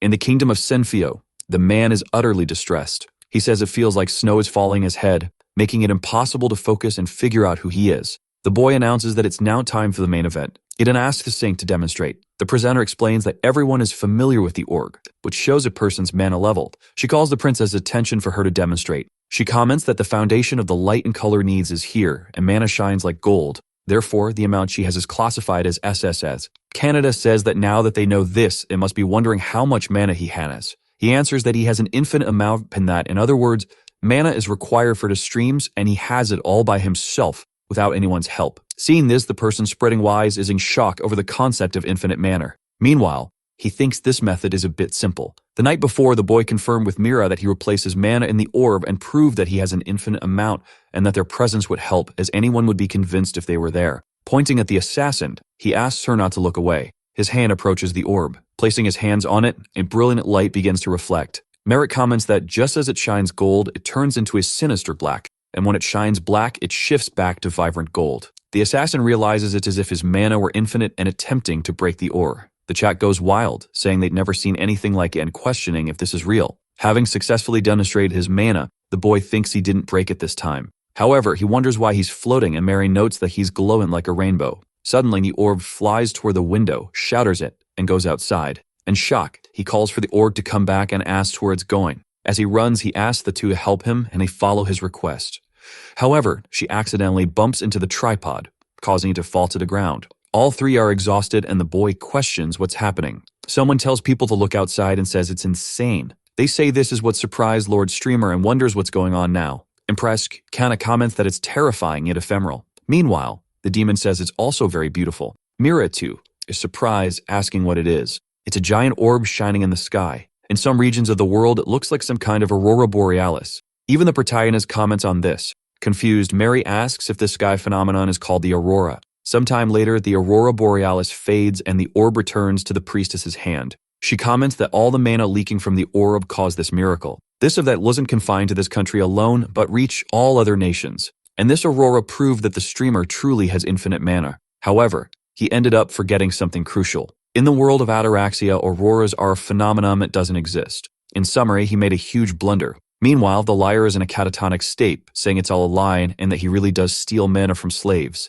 In other words, everyone believed that the night sky was intentionally created by him. Many in a chat claim that the streamer can control the skies and must be a ruler of the heavens. In shock, the boy wonders if they're exaggerating a bit, and the three move and teary-eyed vow to follow Lord Streamer for the rest of their lives. Then, after this event, a day passes. People are wondering if he'll stream today as well and can hardly wait. A demon asks another if he's also watching, and his friend replies that he is. Meanwhile, at school, he reflects on how popular he's become, feeling it's a great honor. However, he thinks at least he'll be able to map during breaks, and that he has to keep moving every day and hasn't been able to sleep much lately. Someone then comments that the miracle was divine and incredible. The priest is explaining that it's called an aurora, and the boy wonders why he's taking credit for it. Mostly, he thinks that in his past life, this phenomenon existed since ancient times, even before Christ. Then he realizes that these two perspectives are entirely different. Curious, several others ask the fam what the streamer was like and what they talked about. Maria interrupts, saying she has a commitment now and should ask more later. Thoughtfully, Canada understands that he owes them a lot for this and needs to find a way to thank them. After class, he stretches, saying it's time to go home and get some sleep. Suddenly, someone appears, questioning who he thinks he is. The nobles remark that he's just a commoner, while the girls tell him not to talk like that because they're envious. The bully then approaches the princess. The boy realizes that emotions and opinions are why nobles always initiate this kind of dispute. Maria mentions that sometime after the live stream, the knights found Hess's house, he was exiled, admitting his wrongs before being arrested. Whether the consequences broke him, or if he gained awareness of his errors before being detained, he gave his entire fortune to his slaves. Kneeling, he says he offers this and humbly apologizes to them all. Canada thinks that something must have happened to change his attitude. In fact, the demon queen forced him to do this an hour before the knights arrived. She comments that her subordinates are skilled and finding an insect like him was easy. However, the boy thinks he must ensure this doesn't happen again. Shovelhoth asks his listeners to be more reasonable in their judgments. Still, he's ultimately responsible for it all and needs to be more cautious in handling things. Suddenly, the priest greets Mr. Kennedy good morning and comments that he looks quite tired. Being honest, he says the same of her. She notices his sigh and asks if he's thinking about something. With a puppy-dog look, she asks if he's planning to stop streaming. He quickly responds that he's not. He mentions that he's received some strange attention but will keep streaming as usual to assure he and his listeners have fun. The saint remarks that she and Maria are very worried about him and he thanks her, expressing gratitude for the support. With a sly smile, she says she'll support him even more from now on. Back at home, he announces his return, but looking at the bed, he realizes Mira is no longer there. However, from below him, she asks how she can help him. The boy is so startled that he runs through his bed. He tells her to go home immediately and asks if she plans to follow him forever. But she says she just wants to protect him, so he asks about her work. Wearing a uniform from some place, she replies that she's retiring from her role as the crow, and she's sure her father is over to it watching from heaven. At that, he notices something odd. He thinks he might be credited with the crow's disappearance and hopes that doesn't happen. Pulling her by the shirt, he tells her to go home right now. Sometime later, Maria heads home as well. Exhausted, she remarks that she's finally home after work and wanted to see Canada. However, looking to the side, she notices the presence of the streamer. In shop, she asks who that girl is, and he replies that she's just a weird, unemployed person. However, the assassin claims she's the Lord's bodyguard. Suspicious, Maria hesitates, and the boy says that's a lie, she knows it. Watching from a hidden spot, the priestess thinks that if he likes small bodyguards, then she should be chosen. In front of the school, a woman appears, remarking that it's unusually noisy here and asks if Canada is helping someone again. Appearing, she comments that he might be surprised she took a break to come visit. However, the demon also shows up to take a peek. Both stare at each other, wondering if they'd met before. Thus, the flame war was resolved, a type of online argument where participants exchange aggressive and hostile messages. But this was only the beginning, and from that point on, they would constantly attract attention. However, the streamer doesn't stop advancing. Sometime later, he thinks he's finally reached the point where he can do informative streams and vlogs, and that his possibilities are now endless. Avoiding reality and focusing only on growing even more. Reincarnation is a special word for him, and the one guiding Kamda, the protagonist, blessing his future, is watching everything with joy, smiling from the heavens. In fact, this is all just the goddess observing, lamenting that she's been watching since the beginning, and that he keeps having fun. And she never imagined he would use the mana she granted him for this. It's truly interesting. Showing off his shirt with his likeness, she mentions that she's looking forward to watching tonight's stream. Among all of them, he thinks he's exhausted and that he needs to go home and prepare. At that exact moment, all five realize it's Canada, or rather, the streamer. Quickly, they all rush toward him without hesitation. He's watching the chapel and talking to the saint about his followers. The priestess then asks him what he thinks of his followers. In his mind, he understands that they're essentially sponsors and supporters. The woman comments that it's been a week since the Aurora, yet people are still fascinated by it.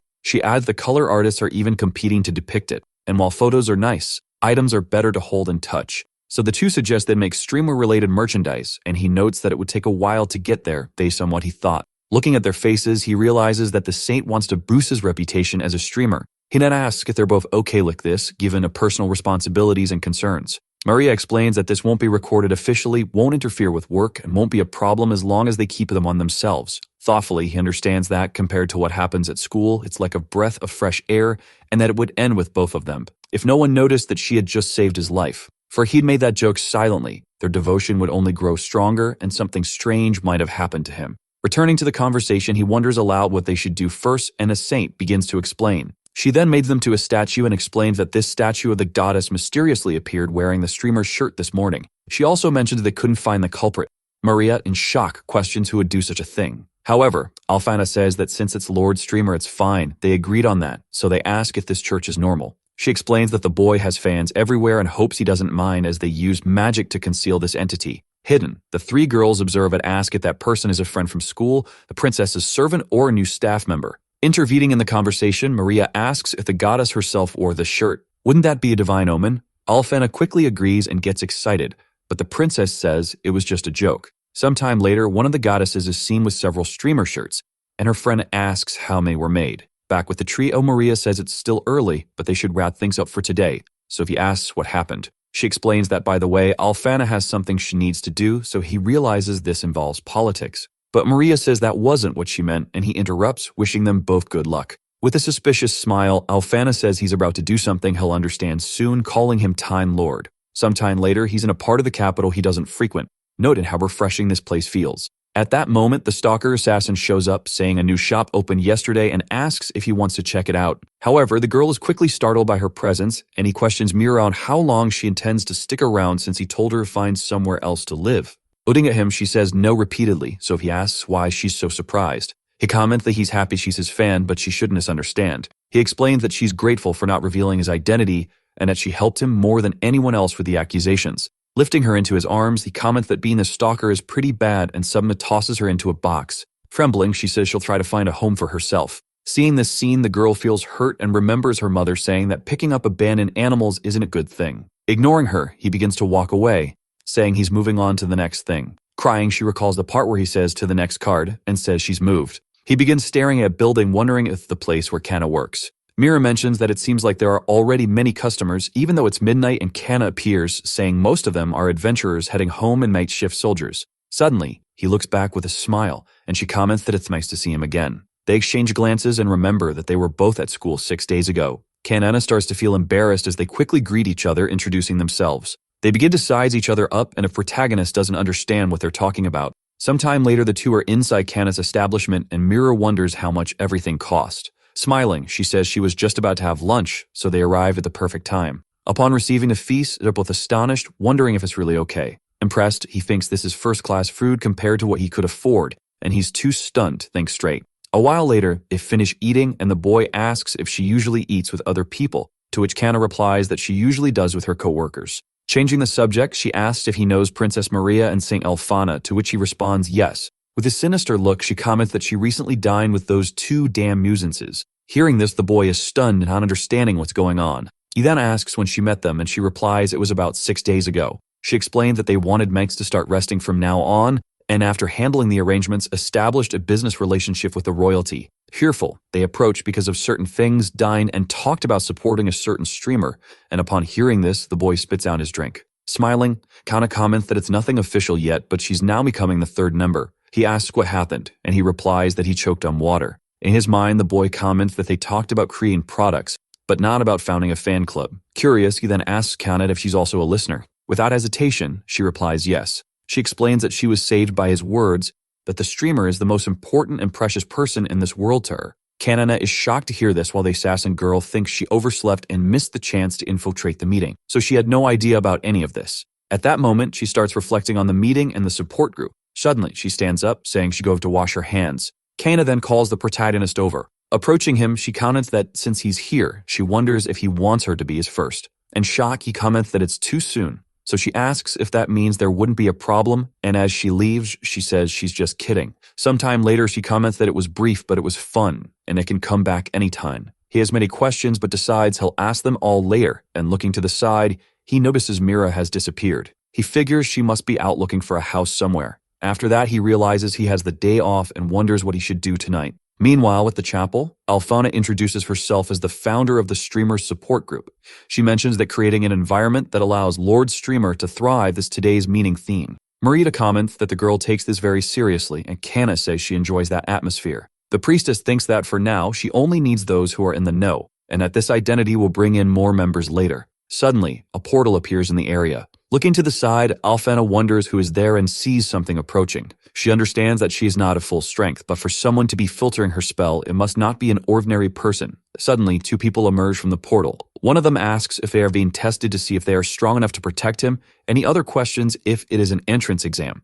At that moment, everyone looks at the portal to see who it is. In this case, it is the Demon King and the Assassin, who comments that they also want to join. Quickly, they look at each other, realizing that someone was beside them. The princess realizes that the two were at the school the other day. Nakano understands that these two are like them. Smiling, Miss Saint comments that she is excited to meddle with all of them and that everything is for the Lord Stringer. At that moment, they all make a sort of hand signal together, commenting that everything is for the Lord Streamer. Thus, the alliance is formed. Observing all of this, the goddess thinks that things are getting interesting and that this is just the second arc of his story soon. And Streamer becomes famous too, would be a good title. Meanwhile, the boy is relaxing in the hot springs, saying that time off is wonderful and wondering what everyone else is doing now. At that moment, the gay in the chat asks if he likes pretty girls like the little saint princess, that he notices that this made the assassin and the demon king quite annoyed. He responds, saying that if he had the answer with a yes or no, would be yes, and if beauty were by his side, he would be a happy man. Crying, he questions if his single accomplices don't agree with him. Under a waterfall, they ask the motto if they heard that right. But you are very happy and embarrassed at the same time, understanding that they are the Streamer's type. Before my school people comment that they heard the little saint princess was resting because of a fever, and that they were excited to participate in today's practical lesson with them.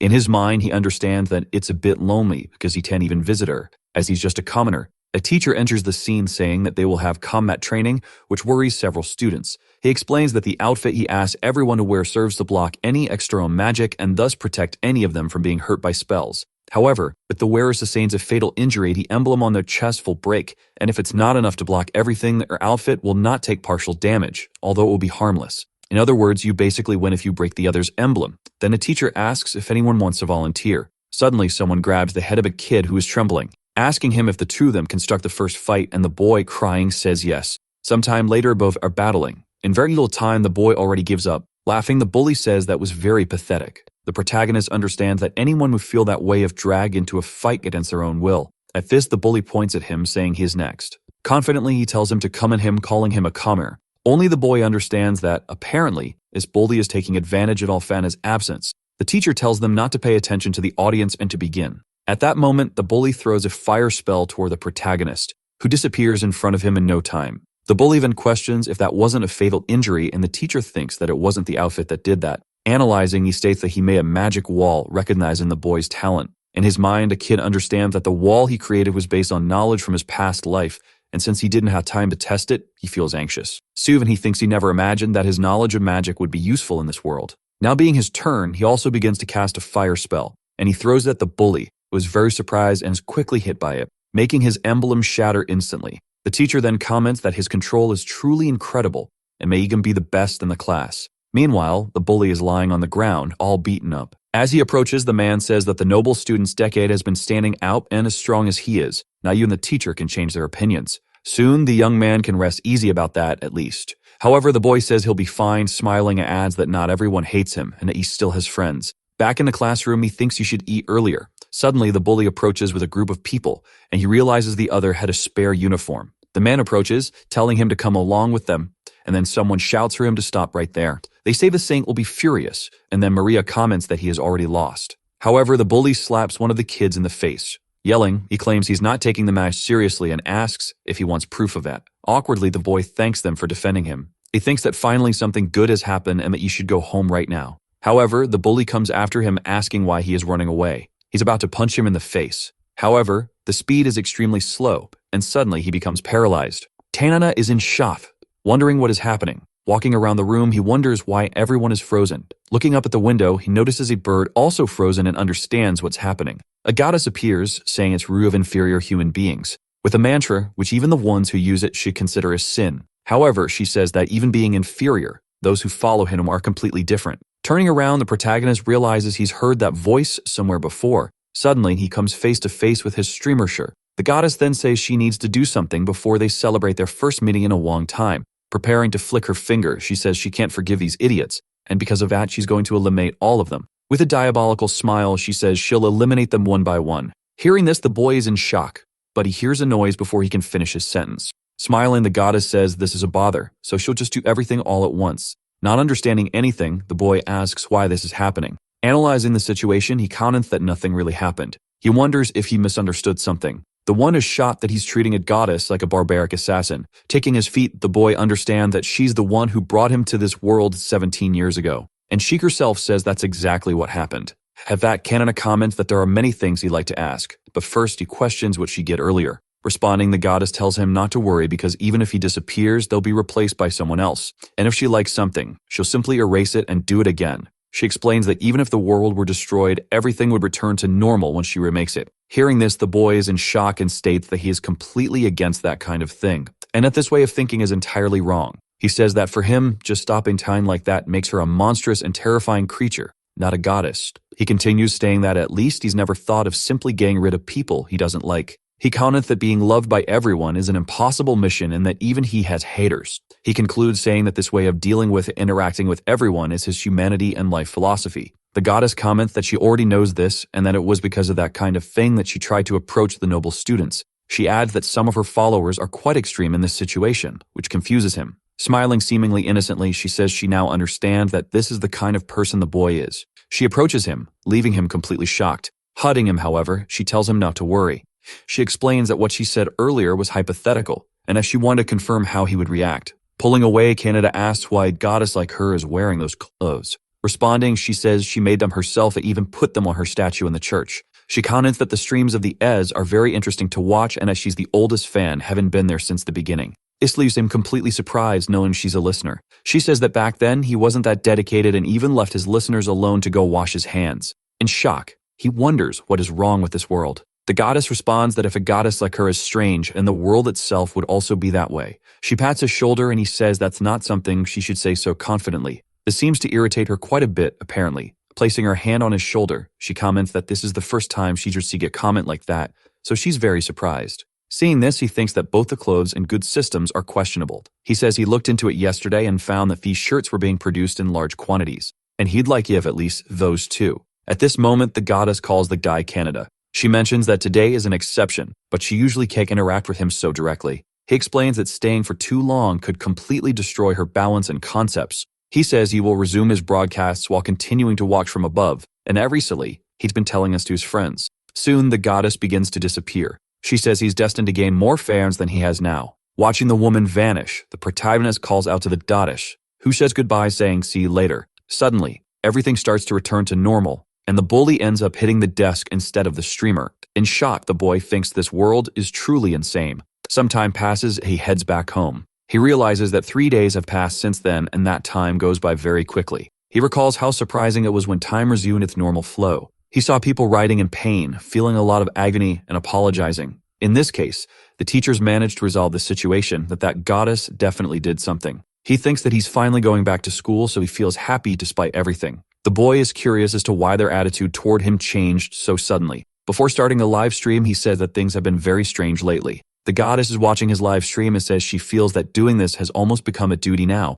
to the point that everything she needs to do in her existence as a goddess and even the world itself seem not to matter at all. She thinks she might prepare a body for the next time she descends to visit him, when suddenly, someone calls her by name. Isla asks if she's watching that world again, and the goddess replies that she is, and that's her reason for living. Then she begins to wonder what she should do. She understands that the new one should give up, and that this world is insane since even she rejected it once. She comments that when she talked about erasing things he doesn't like and being able to do so, she was entirely serious. Anyway, when she tried to see if those nobles were alive, she worried that she might have gone too far. So she ended up recreating all of them, but that's a secret. Meanwhile, the demon says she won't allow such a foolish act against the destiny of the human realm. She warns the man that if he wishes, he will die with him. However, this demon man comments that he hasn't lost yet. Suddenly, he sends out a large burst of light and then escapes. Just like that, she runs over to the demon king asking if he's alright. Responding, the man warns that the human realm is in danger and that she must summon Lucia immediately. He's wondering if he should visit the goddess again,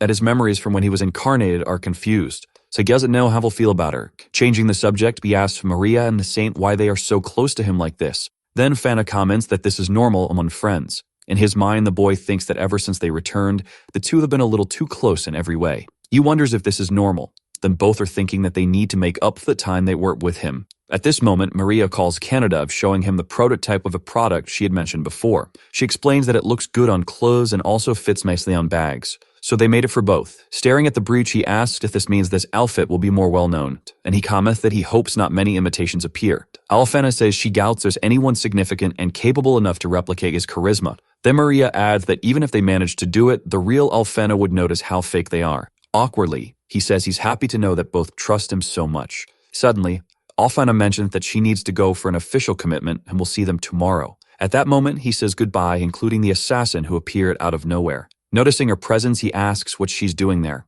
Then Maria tells him to calm down. She explains that this girl is one of the supporters, but the assassin says she's the fourth one, apparently. Additionally, the princess also explains that a woman from another race has also joined their group. The boy then starts questioning who she's talking about. He congratulates them, saying they did well to welcome her. Then Alphana comments that she didn't expect this from the legendary Raven. Smiling, both of them say that, in the end, they are the same. At that moment, he asks why the protection magic isn't working. Hennessy explains that Vera has enough power to oppose his mana. Confused, he asks if the assassin is weaker than the priestess, and she explains it's just an exposure, not a nullification. So yes, he understands that the woman's spell works very well at the school, because no one considers her an enemy being a saint. Now he continues to explain that the assassin's mana isn't much above average, and that she's only managing to oppose his mana through her skills. Changing the subject, he asks Mr. Canada if he knows Maria's family. He responds that he doesn't know them well. Gossiping, he explains that Maria has a little brother and sister. They have bothered her a lot lately because they want to meet her.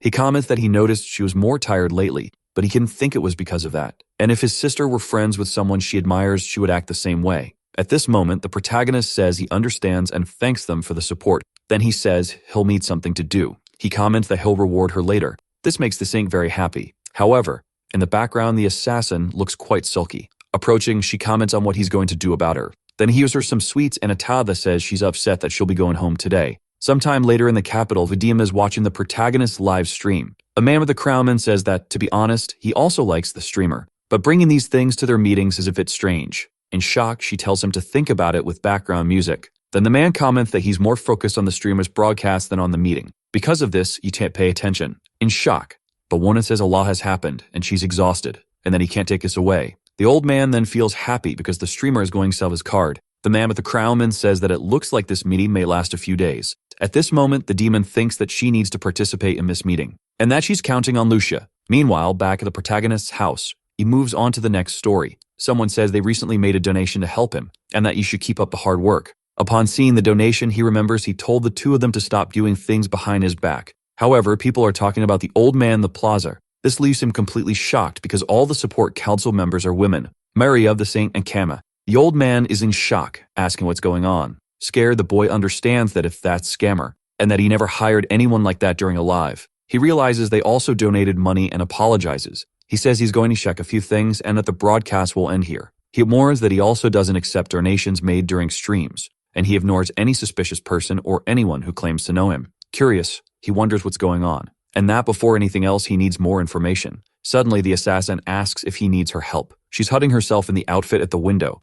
She says the assassin is providing his security. Then he's in shock, saying she must be terrifying. Taking off her mask, she apologizes and says she can gather some information for him. Immensely, she thinks she'll go after these idiots to the ends of hell if necessary. Meanwhile, back at the meeting, someone says that if these scams keep happening, all countries will be in chaos, and others say that you'll be able to know where they're hiding. The demon then comments that her demons are also specialists in tracking people. She mentions that she will be able to find a responsible party today, but asks if they are willing to help. They both confirm that they are. The man thinks it's the perfect opportunity to check if the demons truly want to maintain a friendly relationship. Onawan is furious, as she won't forgive anyone who used the streamer's name to deceive others, affirming that he will capture Lega, the demon in the way, and restore peace to the human kingdom. Elsewhere, someone remarks that the streamer remains as famous as ever. This is Max, an ordinary citizen from a certain country. The one comments that doing so little and receiving so much is a blessing. All she did was act as if she knew him, and they didn't even think she was lying. The man reflects that all the time he spent stealing were minor thefts, and now he can get everything back since he can make money. It's a scam. He thinks that if he donates a coin from his bag to him, technically, he'll be using the money to support him. However, he realizes the stream has already ended and says he'll listen to the recording tomorrow. Suddenly, someone starts knocking on the door. Approaching with a coat on, a person asks if he's Max. Then it's revealed to be a woman. Ina asks if it's possible for there to be a beauty like her in this country. Quickly, the woman attacks him. He approaches saying that she doesn't even know who he is, but she should have fallen for him when he was away. He wonders if perhaps it was the smile from earlier. Smiling, the girl says he seems excited and asks what he wants to do with her. Going mad, the man begins to laugh, saying he never tires of her sensual voice. The woman then moves closer, calling his name and saying she wants something. In shock, he doesn't understand what she means by that, asking if she wants his mouth, his body, or his love, but she says she wants his heart. Piercing the man's chest with a wicked smile, she asks if he can give it to her. He collapses to the ground, and she comments that he took from the Lord streamer's fans. So in this way, he can also be taken. A knight comments that she is very skilled, and the demoness asks if this was different from how a knight would handle it. The man replies that either way, the air is very sweet. He feels he's losing control. He also asks if she really killed him. The demoness explains that you should be foolish, and if she merely seduced him, putting him to sleep, meaning he's dreaming that she tore out his heart, Curious, he asks if that's how she bears guilt, and she confirms it is. The man remarks that he thought she would kill since she's a demon. However, she responds that the Lord Streamer preferred a more peaceful resolution. She explains that only the Lord and the others in to avoid unnecessary conflicts, and that demons are adapting to the Lord Streamer's ideas. The knight appears, asking if they found him. Then the man replies affirmatively. At this moment, he thanks the succubi for their help, and she says they'll meet again soon and work together. Powerful demons like these succubi can see others' manner. This way, she could find out who he was if she wanted. However, the fact that she doesn't do so is because she takes pride as his fan. She stays awake, saying she can't wait to meet him in the city someday, and right after that, a man arrives calling for Miss Lucia. Lucia, who has already taken care of the scammer. However, the main plan still relates to that traitorous demon who hasn't been found. Although the Lord Demon's entire army is trying to locate him, he's quite a problematic figure in the end. He investigated why demons can see each other's mana and thus developed a way to hide his own, thus beginning his rebellion. And if they left a few things in the human kingdom, the part started with Miss Shruzem, and a Lord Streamer could be completely destroyed. Lucia says that Lega is severely injured and can't fight for long, so it's better to find him soon while he's still in that condition, because Miss Demon King must also be reaching her limit. At this moment, the demon hands over a letter, saying here is a message. The letter is for Lucia, who says that the demon is currently in the meeting and cannot leave capital. She informs that she can protect the capital alone, and that to capture the scammer, she has listed all the villages, cities, and towns in the kingdom, so she wants Lucia to search there as well. They're leaving everything with the succubi. She tells her not to worry and calls her majesty. Seeing all this, the Raven thinks that someone apparently got there first. The assassin then explains to the protagonist that this is how the scam was resolved, and that now measures against crimes like this are being strengthened throughout the country. Clenching her fists, she says that next time she'll catch him. Being a personal bodyguard, she'll capture all criminals, bringing them down on his head. Kanina thanks her, saying she was a great help once again.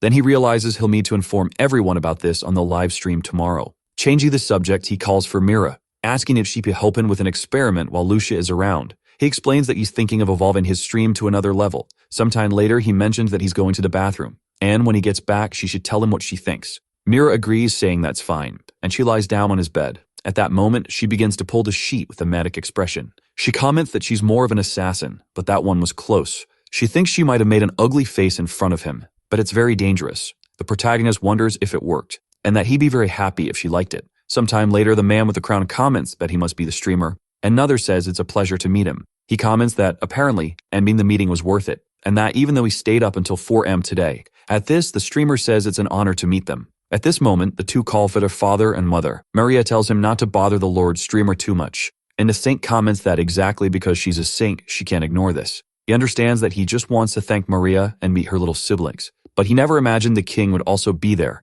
The princess comments that he didn't need to expose himself so much. Then the saint sides with Maria, while he wonders why they need to be so close like this. He whispers that it has its risks, but that personal meeting is more polite, and they're going to help sell the products and hide of people. Seeing this response, Maria says it's incredible. At that moment, the siblings show up, saying they want to talk to the streamer too, that it's unfair. He then asks if they're Maria's siblings, and they introduce themselves as Ars and Fiem. The little boy then realizes he embarrassed himself in front of the streamer because he bit his tongue while saying his name. The protagonist then tells the two kids that they have great names. Meanwhile, Maria and the saint draw the Lord Streamer's attention. The kids then ask if they could do the opening for these streams, and the king tells the two not to be rude. However, he comments that it's fine with his highness, and decides to go for it. He comments that it's time once again. Seeing this, all the girls in the house are very astonished. At that moment, a woman falls into the king's arms. Maria reassures everyone not to worry, but the people in the castle are just a bit anemic. She thinks that everyone's mental strength isn't yet enough to withstand the Lord Streamer, but it looks like it'll take a while for them to join the support group. Quickly, she invites the Lord Streamer to go to the room. Once there, he feels relieved because it was very hot earlier. Where she was, Maria gratefully took notes, and he says he was just returning a favor. Actually, he commented that the scam situation was very chaotic, and he ended up forgetting something. He mentioned that today is the release of those limited items, and that they're exclusive to free countries including theirs. He sends the information to the saint, stating that the launch is on a grand scale, and that apparently the sales lottery attracted many people. The rules were enough, so they asked the knights and kings for immunity to assure a fair lottery, and if the scam situation had been resolved quickly, this would have been delayed as well. The boy thinks that since there are so many problematic fans, he feared there might be a massive uproar. At this moment, he starts hearing many people talking. Then, looking out the window, he understands that it's about to begin. He comments that he didn't even teach them. He thought they should line up. The knight states that if anyone causes trouble, they'll be expelled. Sales in the demon world will begin after Legat is captured. Meanwhile, the assassin is at a small stall.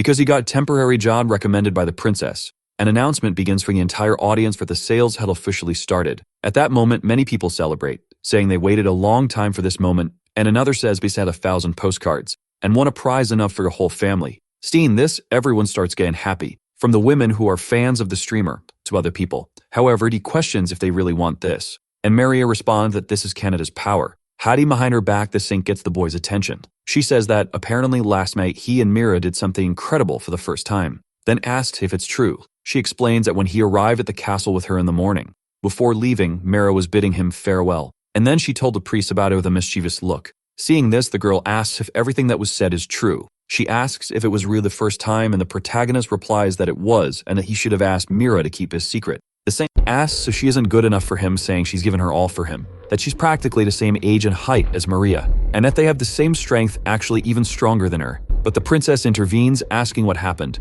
Maria then thinks she needs to calm them down. However, Alfada repeats Mira's phrase, which goes, "The sweet side he gave me in the room was wonderful." At this moment, the princess changes her mind, approaching, calling him by name and asking him to explain it right now. She then asks if what Mira said about them doing something together last night is true, and the boy responds that it is. At this moment, he wonders why they're both bothered by it. They get very irritated, commenting that he didn't include them.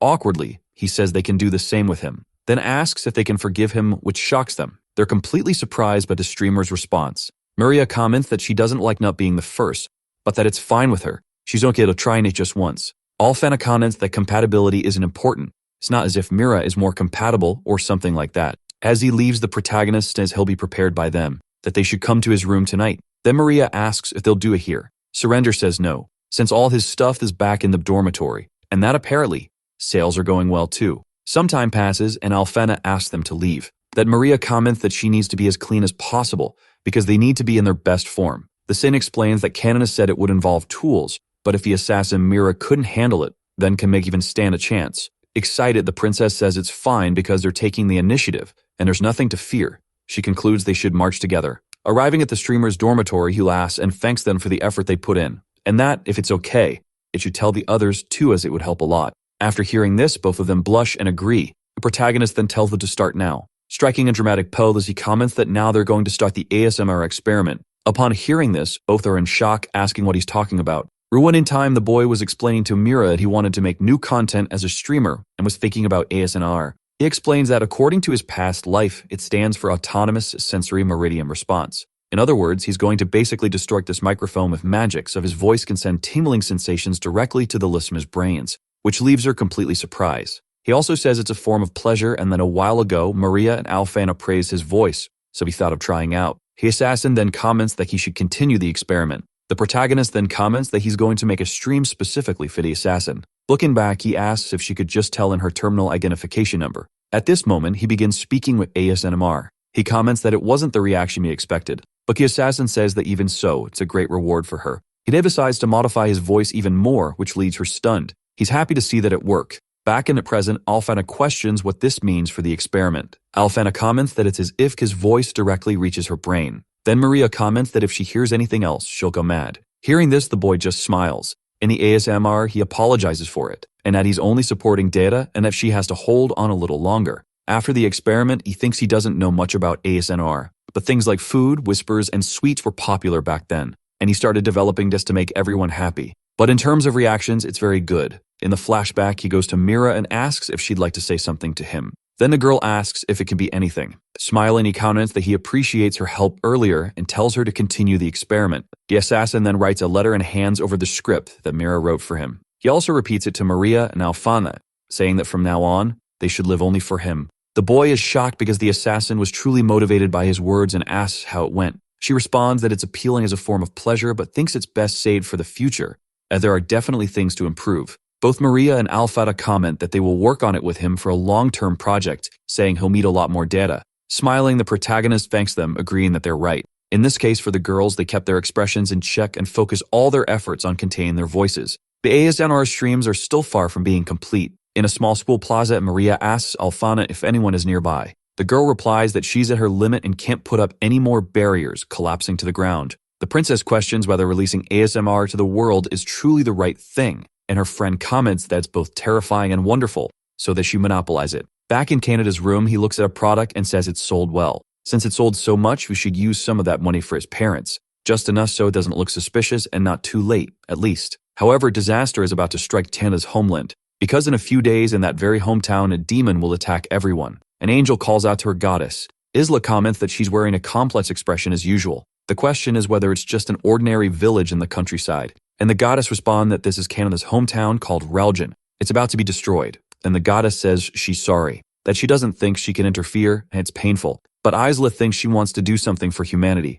A woman, tired from working in the field, comments that she'd be enough for now. Then she notices someone approaching, greeting Miss Mesa. It's the traveler named Lega. The woman asks how his injuries are. The boy replies that he feels they should be healed by tonight, as a few days ago he was nearly dead, which was embarrassing. He says he was desperately trying to escape some bandits but feels happy now since he met them. The one comments that every time she sees him, she's reminded of her only son. She explains that his name is Canada, and he's about the same age, and she worries if he's doing well at school. The boy assures her that he's probably fine. The protagonist's father appears, calling her to join him for lunch. At that moment, she bids farewell to the demon, who thanks her for her concern. However, this is all an act, and he's deeply irritated, saying that all these people are worthless. He thinks this is all a fault of that demon came, and he's stuck recovering in this disgusting place because of her. But tonight his mana will be fully restored. In that case, he'll start by eating, destroying, and killing everyone here. Suddenly, he sees a mysterious person and claims that they don't have enough mana to be a snack and are just a filthy person. Sometime later, the family gathers to eat and celebrate the boy's recovery. However, he tells the old man to be quiet and says humans truly are fools, transforming and saying they're a joke.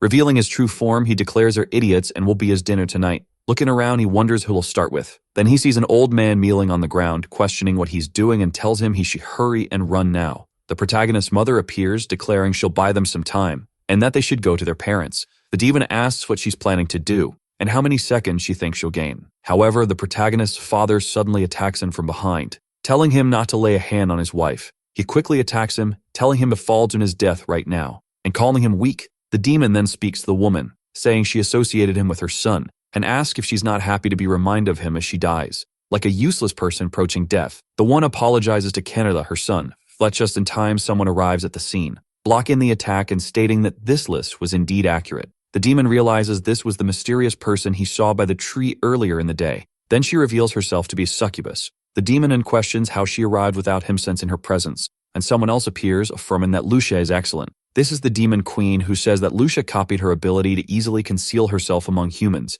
Then the queen senses his presence and says she'll take over for the previous declaration to that woman. At this moment, she begins to grow extremely irritated. She questions if he truly attempted to kill Canada's parents. Charging at him, she declares that this is unforgivable and that she'll kill him now. The goddess comments that things are still developing. Meanwhile, the succubus remarks that now is Lega's defeat. Canada's mother, however, thinks that both of them are evil. Yet, the traitorous demon Lega manages to find an opening, and he lands a full-force punch on his mistress. At this moment, she's suddenly sucked in. A portal simply appears. The succubus explains that her specialties are illusions, and that the thing he consumed was a spatial vortex. The demon queen then praises her, saying she'll leave the rest to her. After being transported, he wonders where he is. The queen says this is a place far from the capital and from Rugen, as well as his tomb. She explains that he can still connect the outside world to the demon realm, but not here. Approaching, ready to deliver a kick. The demon remarks that she's different from before, and she realizes his mana is 10 times greater than before, but she ends up countering, landing a full-force punch on his stomach. She comments that her power is about 1,000 times her usual strength.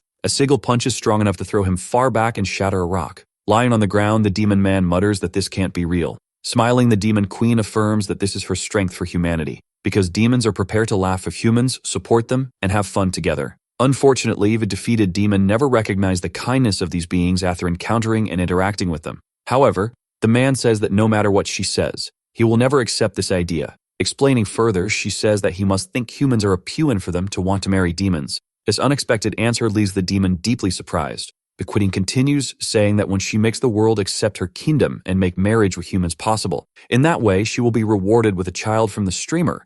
Absolutely. After hearing all of this, the demon declares that she's insane. Launching an attack, she asks if he doesn't remember the pleasure of killing humans and remarks that demons have felt this for hundreds of years. As the lightning approaches, the demon queen says they are remnants of an ancient era. At this moment, she commands her cape to return to wings and protect her, which it does. Quickly, the demoness approaches the man, preparing to punch, and says this is for the wrath of the victims to whom she offers her fist. Lanny's solid punch on the man's face. She declares that this is also for Kanana and the villagers who suffered greatly from the destruction of their homes and the entire village. She says it's the streamer who wishes for all the peace, who is the streamer, who has to postpone their engagement, and it's also delay in the birth of their eldest son, eldest daughter, second son, and many more. After defeating the demon, he is left completely shocked and broken. Throwing him up, she says she's going to introduce a little something now. At this moment, she places him inside a black sphere, immobilizing him completely. Snapping her fingers, she says the boy is definitely her husband and that this traitorous demon should ponder over it in hell. At this moment, the demon declares that she's never dated anyone before, and after realizing this, he simply explodes.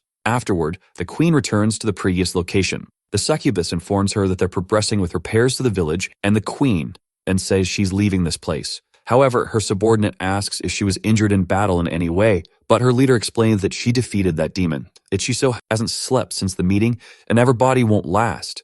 At this point, her subordinate asks if Her Majesty is going to sleep for 5 days. Sometime later, she awakens asking where she is, and Kanana's mother catches her attention, asking if she's already awake. The woman then thanks her for what she did and introduces herself as Meza, Kanana's mother. She says it's a surprise that her brave son's friends with the Lord of Demons. Shruza is extremely surprised after hearing this and questions how this human woman knows the whole story. At this, the succubus explains that she told the protagonist's mother about the situation, believing it was necessary due to recent events. Approaching, she thanks the demon queen and explains that she's happy to know the current Lord of Demons is kind to humans. She also apologizes for not having an extra guest bed, explaining that she had to place her in Kanada's bed. The queen, slightly embarrassed, thanks her, and looking to the side, she notices that she wears clothes. Walking over, she wonders what they are, with the woman responding that her son had a costume for the school festival and didn't have a place to store it, so she left it there. At that moment, the subordinate approaches her queen. The succubus comments that it's true. Lord Kanada really is the Lord Streamer. She asks if any demons have noticed, and the queen replies that fortunately, they're not even aware of live streaming. Lucy then casts an illusion on the costume. With this, only those involved with the streamer can see it. The queen then comments that they are probably the only ones who know about it, must keep his secret. Snapping her fingers, she remarks that she couldn't ask for a better situation. Looking forward, the woman asks if there were clothes there before. They respond that probably there weren't. Changing the subject, she compliments the two demons' hair and comments that her husband also has black hair, which is wonderful for them. She says that her husband once mentioned that if she ever goes out with someone, it should be someone with black hair for their son, quite some time ago. The demons just smile in their rather eerie way, and the queen tells her not to forget those words. Thus, the two demons in Yandere doubt whether all those words came from humans who were unaware of their intentions. The demons say they'll spread the word of the streamer here, keeping their identities a secret. Shifting slightly the previous night, the protagonist is walking through the city when suddenly, he looks up and says he feels like something is lighting up the sky. While his hometown was saved, something he doesn't know, he's away from the capital, in Randall. On another day, the protagonist asks someone if they'd like to go on a trip to Randall together. The princess apologizes for mentioning it so late, but Alphona says he doesn't care much about social status. Smiling, she gently asks everyone to go together tomorrow, so Canada and the others depart in an instant. Upon arriving in the city, Maria tells the protagonist that this country manufactures magical items and some of them might be useful for streaming. The boy asks if Alphona will come and Maria responds that she's a saint of the capital, so things have only been complicated. Taking his hand, she comments that's why she hasn't left the country much and that they should change that. In the background, someone comments that this is very romantic. Looking back, the princess calls the girl by name Athena, who replies that was just a joke. She greets the students and introduces herself as Athena Parafel, the Duke's daughter. The boys bow and say it's a pleasure to meet her, but the woman tells them to lift their heads. After all, they are special guests. She apologizes to Maria for the early disturbance, but informs her the meeting will start soon. In front of the mansion, someone mentions it's time to start studying. The princess asks Sophia if their proposal can join the meeting, and the woman replies that it cannot. One of the students calls the protagonist, asking if he's decided what he'll study, and Kanana replies that he's decided to study magical items today. They comment that it's different from what they chose, and that they would have invited him if it weren't. After the boys leave, the protagonist thinks that this is what they call youth, it seems. Later, in another place, walking through the street, the protagonist thinks that strolling in a foreign country is great, but he questions if this is really Krasna's district. Sitting on a bench, he comments that he's been walking for half an hour, and that he's tired and should rest a bit. Looking to the side, he overhears a conversation and thinks it's a couple. However, he realizes it's just a girl and not two people. Suddenly, he looks closely and notices something very strange. Analyzing the doll, he remarks that its lips are very soft and calls it Mr. Streamer, with a rather creepy expression. At this moment, Kanana discovers the terrifying existence of Yandere listeners. Seeing this, he wonders if that's not a doll himself. Awkwardly, the girl apologizes to him, saying that playing with dolls is her hobby and admits she knew she was noisy. Approaching, she asks if he's a fan, noticing the button on his clothing.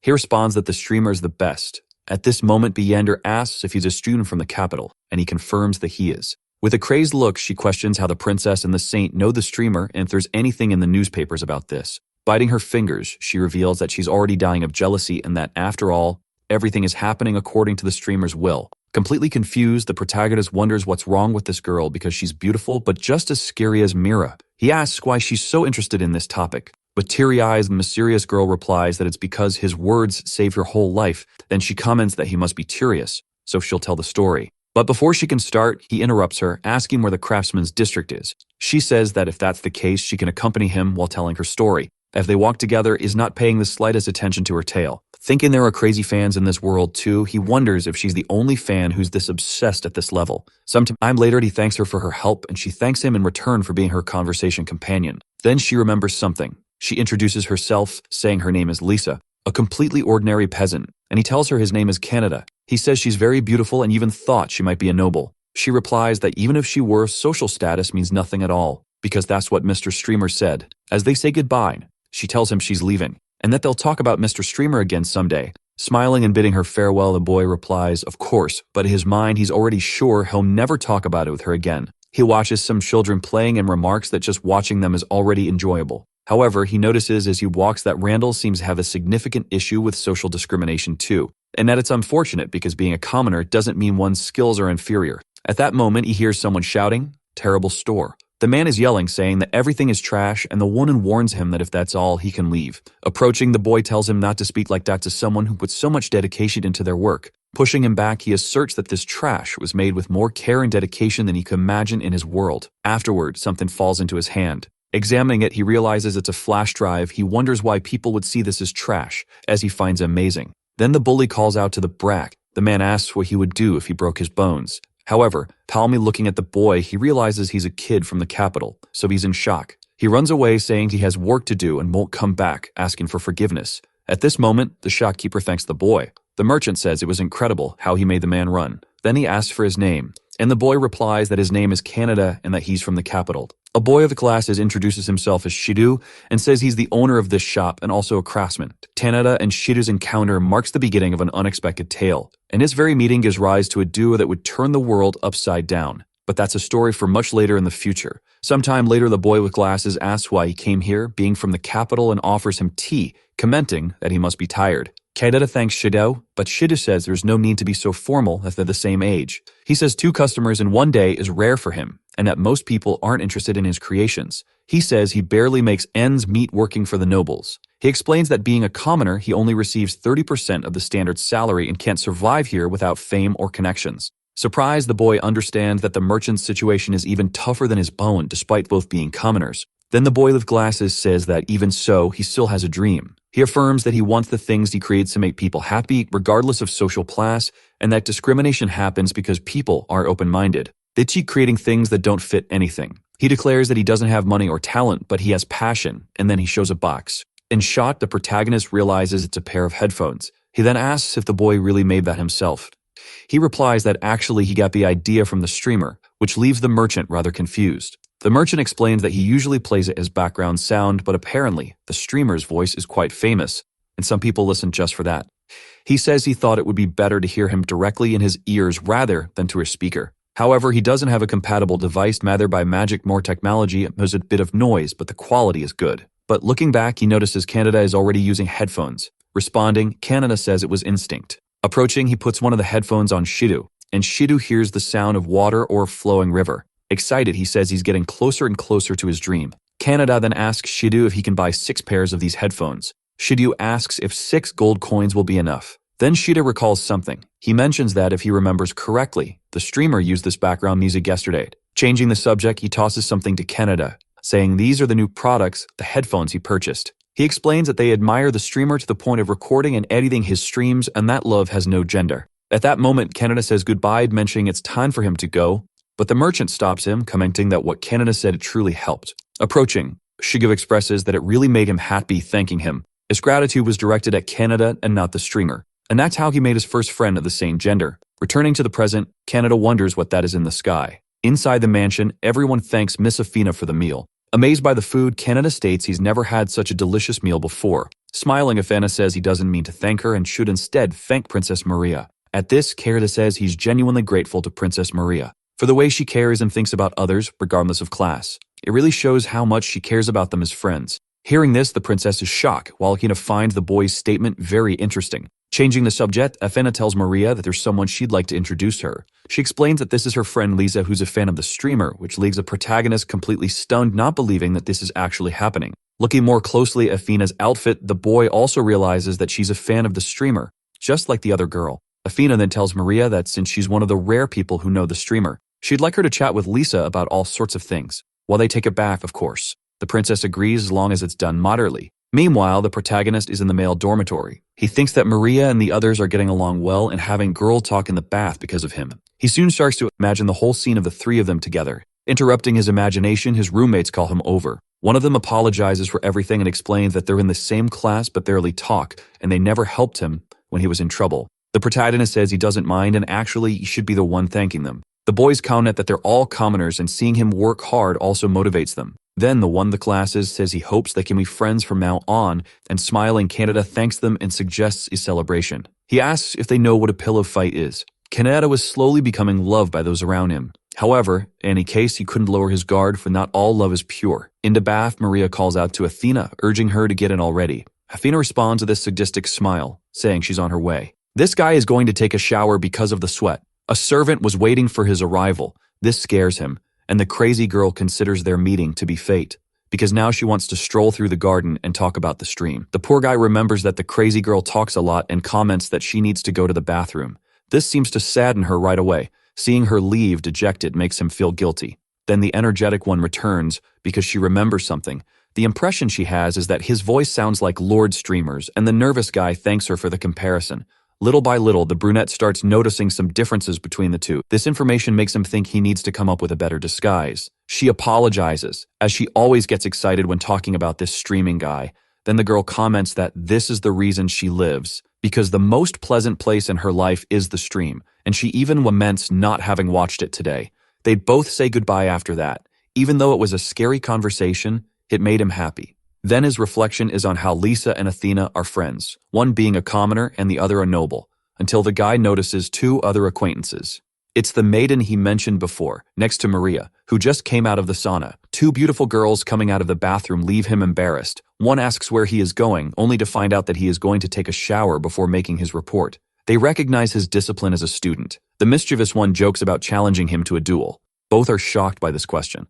Of course, the clever one sidesteps the issue of smelling like sweat and not being able to challenge the count's daughter. These words make her come closer, and she orders the student to accept the challenge while blushing. The other girl assures that she will accompany them, because she won't allow them to be alone. They all step outside. The protagonist notices that his opponent hasn't arrived yet until the young woman remembers that the rules of the duel are simple. If her attack breaks the protective badge, the victory is hers. In other words, if the gadget remains intact, the guy wins. We see the confrontation begin now. His foot strikes firmly on the ground because he intends to win quickly with his secret technique. There is magic at the tip of her sword. Even so, the fighter prepares with his infinite magical power. An advance is made to attack, but the shield defends immediately. Before, there wasn't a student capable of defending against this attack. Knowing this flatters him. The strategy now is to repeat the same thrust 10 times, and this could break the defense. Several stabs are made quickly. The problem is that the sly girl soon faints. She appears behind him without the poor guy noticing. She grabs his head brutally and slams it against the ground. This sight leaves her startled. Thus, the fighter proves that relying on magic weakens hand-to-hand combat. What remains for the weakling is only surrender. The defeat makes the friend go check if everything is okay. The magical machines in the garden prevent the guards from hearing their noise. Besides, there are none of them inside the mansion, and the plan is to use this technology to prevent crimes. Each machine is underground and will respond immediately if there is an intruder. Such information leaves them quite surprised, as there is nothing like this in the capital or in his previous life. An object appears on the ground out of nowhere. Her fan has a button to be pressed, causing a light to come out of this device. Something begins to surround them violently. This makes both of them fall asleep. To her, seeing him like this is cute. Even being an expert in sorcery, the brunette is an amateur in physical dueling, because the idiot has no combat experience. The thing is, the clever girl already knows about his alter ego as Lord Streamer. Then, the swordswoman apologizes for hitting him. Besides, the crazy girl doesn't believe she fought against someone she likes a lot, until she wonders how she became convinced that he does the streams. Then the noble remembers 4 reasons to think so. One of her friends looks at him differently, plus their body measurements are the same, and his name isn't among those who carried badges. There is one last reason for this suspicion. Her rapier drains the enemy's magic. Even high-class adventurers defended themselves for a few seconds, while the protagonist held on without problems. Thus, it ends up proving that he is the bearer of infinite sorcery. Now the winner remembers that the unconscious one needs to take a shower. She approaches him slowly. She starts to smell him out of nowhere, and seems to go crazy just by sensing his odor.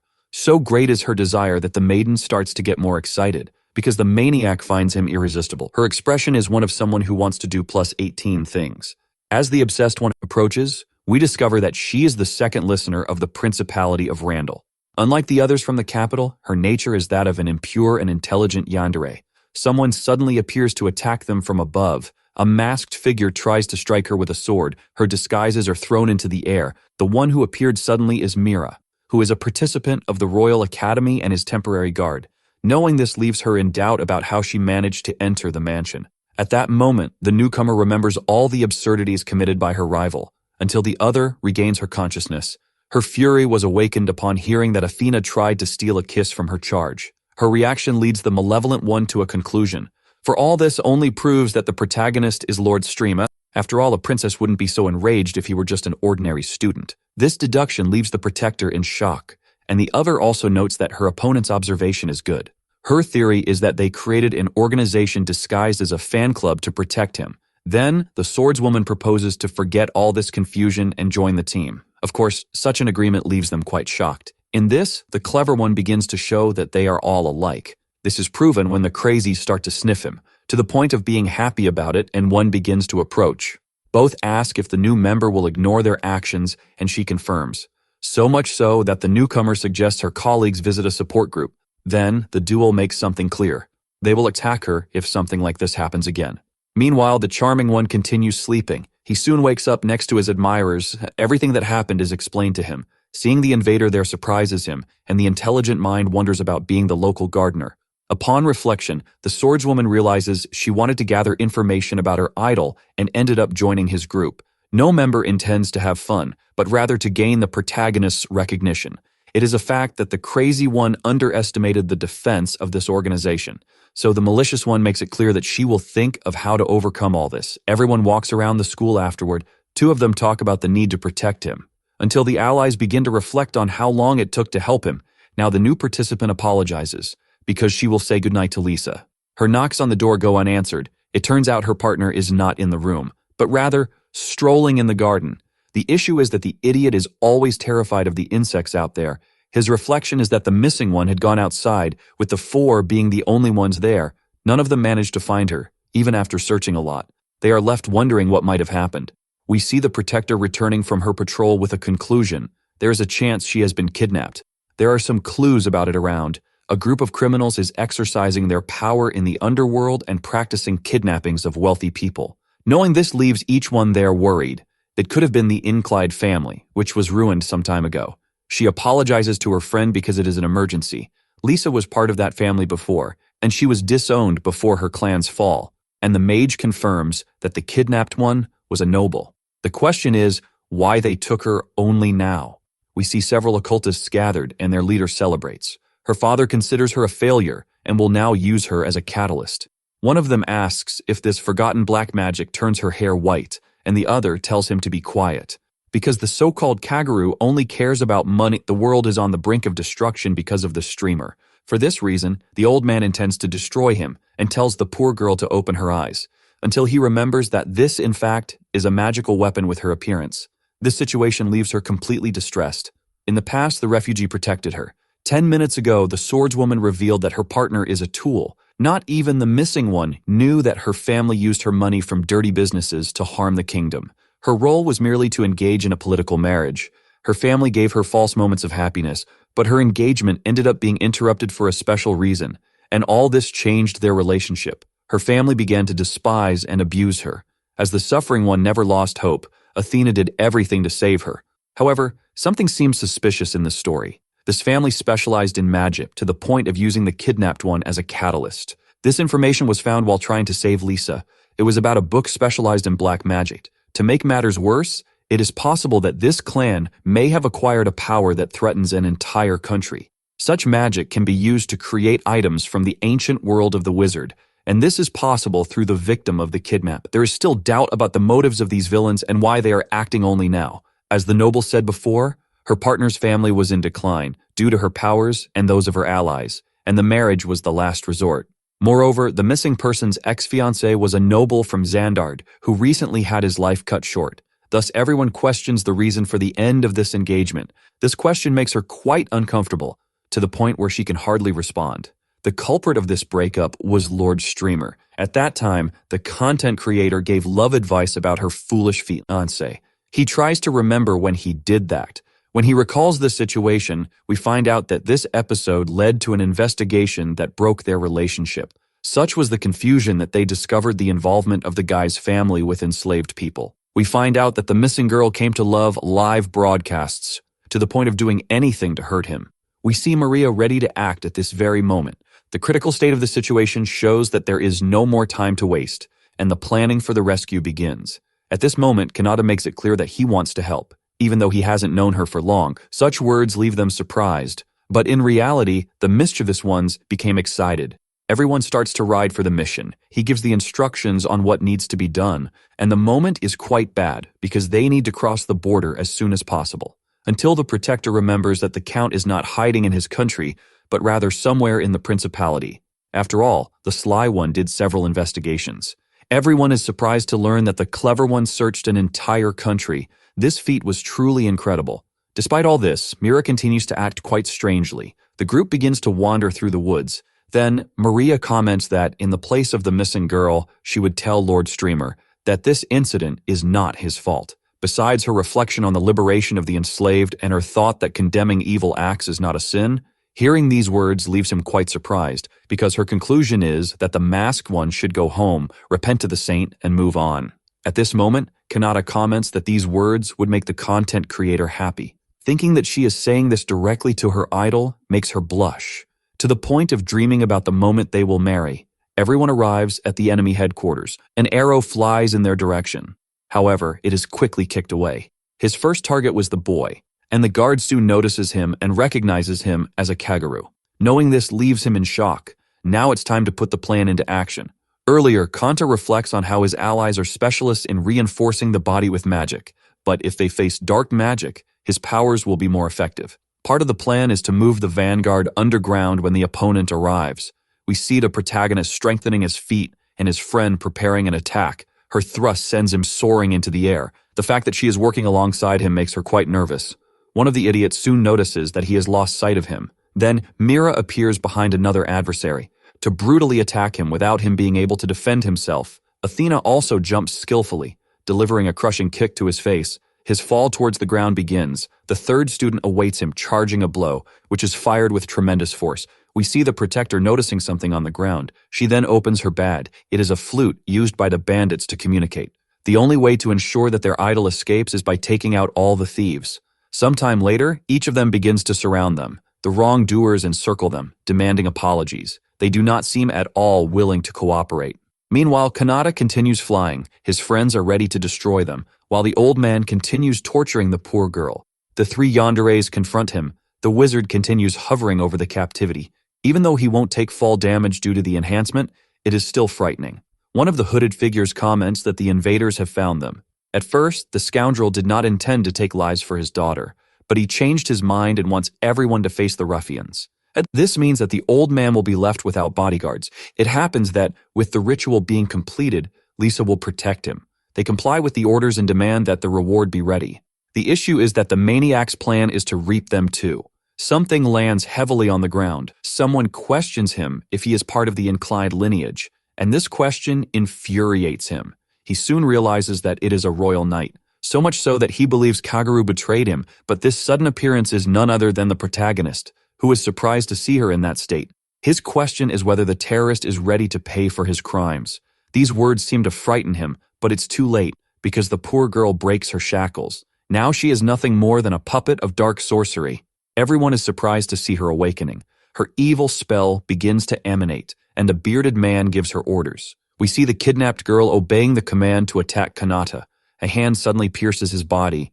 She seems furious about the situation, in addition to brutally throwing him away. After this cruelty, the creature yawns and prepares to act again. Because it has been a while since it last received a vessel, the fact that she is holding the book surprises him. At that moment, the mage realizes that this is not Lisa. In fact, it is the being sealed within that grimoire. Its desire is to devastate the world. Then the savior demands that her body be returned. The monster notices that Kanata possesses good magic. For this reason, it decided to use him as a warm-up, and several hands attack him. A magical shield is raised next. Taking advantage of this gap, the clever one prepares a punch as he remembers his fight against Athena. Something seems to paralyze him out of nowhere, because the poor guy remembers that this body belongs to his friend. To make matters worse, the enemy takes advantage of this weakness. Next, the hero is thrown against the wall. Such an attack seems to leave him quite injured. It's time to put an end to him. As if that weren't enough, his shield doesn't work, until something seems to save him. The goddess herself acted on his behalf. Another creature seems to fall asleep. She pinches his nose before the student can say anything. Her complaint is that the protagonist is too defenseless. Then, her energy begins to flow, and she starts talking about her last interference, because she will reveal how to save Lisa from this. The idea is to start the transmission while dodging her attacks. This strategy seems like a joke to him. At that moment, the victim's soul is asleep in her mind, and the monster has taken her body. She also doesn't remember anything after the kidnapping, but the poor girl has been resisting unconsciously. In other words, there is still a way to save the Count, because his vital points have not been hit. Thus, the idea is to keep talking to the kidnapped girl until this awakens her. In this way, the girl herself will face the monster internally, and the entity even suggests that she defeat the enemy herself. Of course, the boy denies it, because the responsibility for all this is his. Such a response surprises the deity. His outfit is summoned onto his body. When the fight is over, his clothes will return to normal. Good luck is wished to the fighter. It would be a big problem if the guy failed now. The creature seems to be startled by something. After all, its target dodged the attack. He notices her mask, and the streamer speaks directly to Lisa. He begins to thank her for always following the stream, in addition to making it clear that the listener saved him. Because of this, his decision is to thank her and dedicate this transmission to his viewer. These words make the demon scoff, until his body freezes because the missing girl awakened upon hearing her husband's voice. Her happiness is so great that she soon swears her love to the masked man. Her hands try to break through the shield. Within the consciousness, the two souls confront each other. We see the noble questioning what happened and what enemy that is, since she remembers nothing. A shove soon knocks her down. Now a kick is launched in her direction, until the content creator tells her not to lose. He also mentions that the poor girl needs to overcome her painful past. This blow hits her hard, but the one who is surprised is the demon. After all, the girl emerged unscathed, making it clear that she will reclaim her body. Even the power of the possessor begins to be oppressed. Outside, the hero mocks the entity's situation, which is starting to be pressured. Something seems to surprise him too, because the goddess puts something strange in his pocket. Meanwhile, Lisa is finishing off her evil version, to the point of making him increasingly irritated.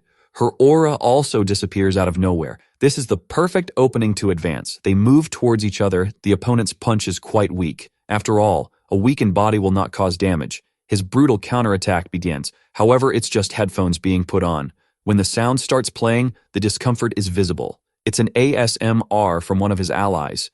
In the audio, the voice says that Lisa's presence is indispensable. This ace up his sleeve makes the masked man proud, who returns to speaking with his fan. Now it depends on her will to resist. Determination will arise from this audio encouragement. She suddenly falls on top of the other spirit because she is very excited. What remains for the monster is to try to crawl, because the euphoria is destroying him, but the kidnapped girl holds him again. It's time for both of them to play inside. Even the demon feels controlled by the Lord's good voice. His strategy is to break the audio player, but it seems impossible. His body became hot out of nowhere. He doesn't even know what might be happening. We see the obsessed one questioning whether her evil version doesn't feel good hearing him, besides trying to convert him to become one of her idol's followers. The unconscious body starts to talk by itself. This surprises Kanata next. At this point, the possessor asks for a pause in the fight. This reaction obviously scares him. Since everything is boring, the villain starts to ask for a favor. His wish is for the content creator to whisper his name. The thing is, the creature forgot her name. In that case, the new fan allows her beloved to give her a name. He quickly remembers the fact that she was sealed inside the book. His idea is to call her Pel. Now the demoness immediately accepts and asks the masked one to whisper. His only choice is to accept this. Then, the rogue asks them to stop fighting and become friends. On the outside, the rascal decides to accept the truce, and on the inside, she feels all melted. Since her allies are pacifists, the best thing to do is think of a way to work together. These words continue to make her blush. On the inside, Lisa explains that the feeling the invader has is love. After being called by her new name, the enemy felt true passion. Knowing this visibly irritates her. It turns out that the streamer is not just entertainment, but rather a distributor of good feelings through his broadcasts. His body suddenly starts to be revived. He even felt happy to have managed to rest in peace, and begins to reflect on the protagonist's virtues, who was a fair opponent. His existence within consciousness fades away. The noble remembers that her love for her idol won. Everything starts to return to normal. He finds it strange that Pel has disappeared. Something calls him from behind. Soon he will pass to the other world. Besides, Lisa will wake up and forget all the events. The bad thing is that her clothes will be undone, and he thanks for the warning. We see the entity being impressed by her opponent and thanking him after everything. Then, he wishes the young man a long streaming life, because if she ever revives, she will go after him again, for she will dedicate her soul, heart, and love to the guy. The farewell soon comes to an end, and her last word is to call him by his alter ego. The doll remains in the corner of the room. Next, Kanata reflects on having gained another follower, who, in the end, left peacefully. He also reflects on what it will be like when the kidnapped girl wakes up, and she talks in her sleep. Even asleep, she still doesn't hide that her hero is the content creator. Seeing such admiration makes him happy. It's time to leave there, because it's time to meet the rest of the group, who handled the task. The guards take care of the tied-up ones, who were defeated in a second. They hope their master has won. We see the hero preparing to leave. Something scares him by landing suddenly. It's his partners. They all took care of their opponents. However, their only concern is the fact that the unconscious girl is in his arms, until the crybabies become happy that everything is going well. But everything changes when the crazies ensure they will be the next to receive hugs. One is soon called by the guy. It's necessary to take the kidnapped girl for an examination, until someone takes her from his lap. It's a mysterious being who asks the protagonist to follow him, because if anyone finds out that a student was involved in this incident, it will be a big mess. Besides, his injuries need to be treated. Another point is that they need to clean up all the mess they made, and also get rid of Account's gang. They notice a resemblance between the hooded figure and Mira.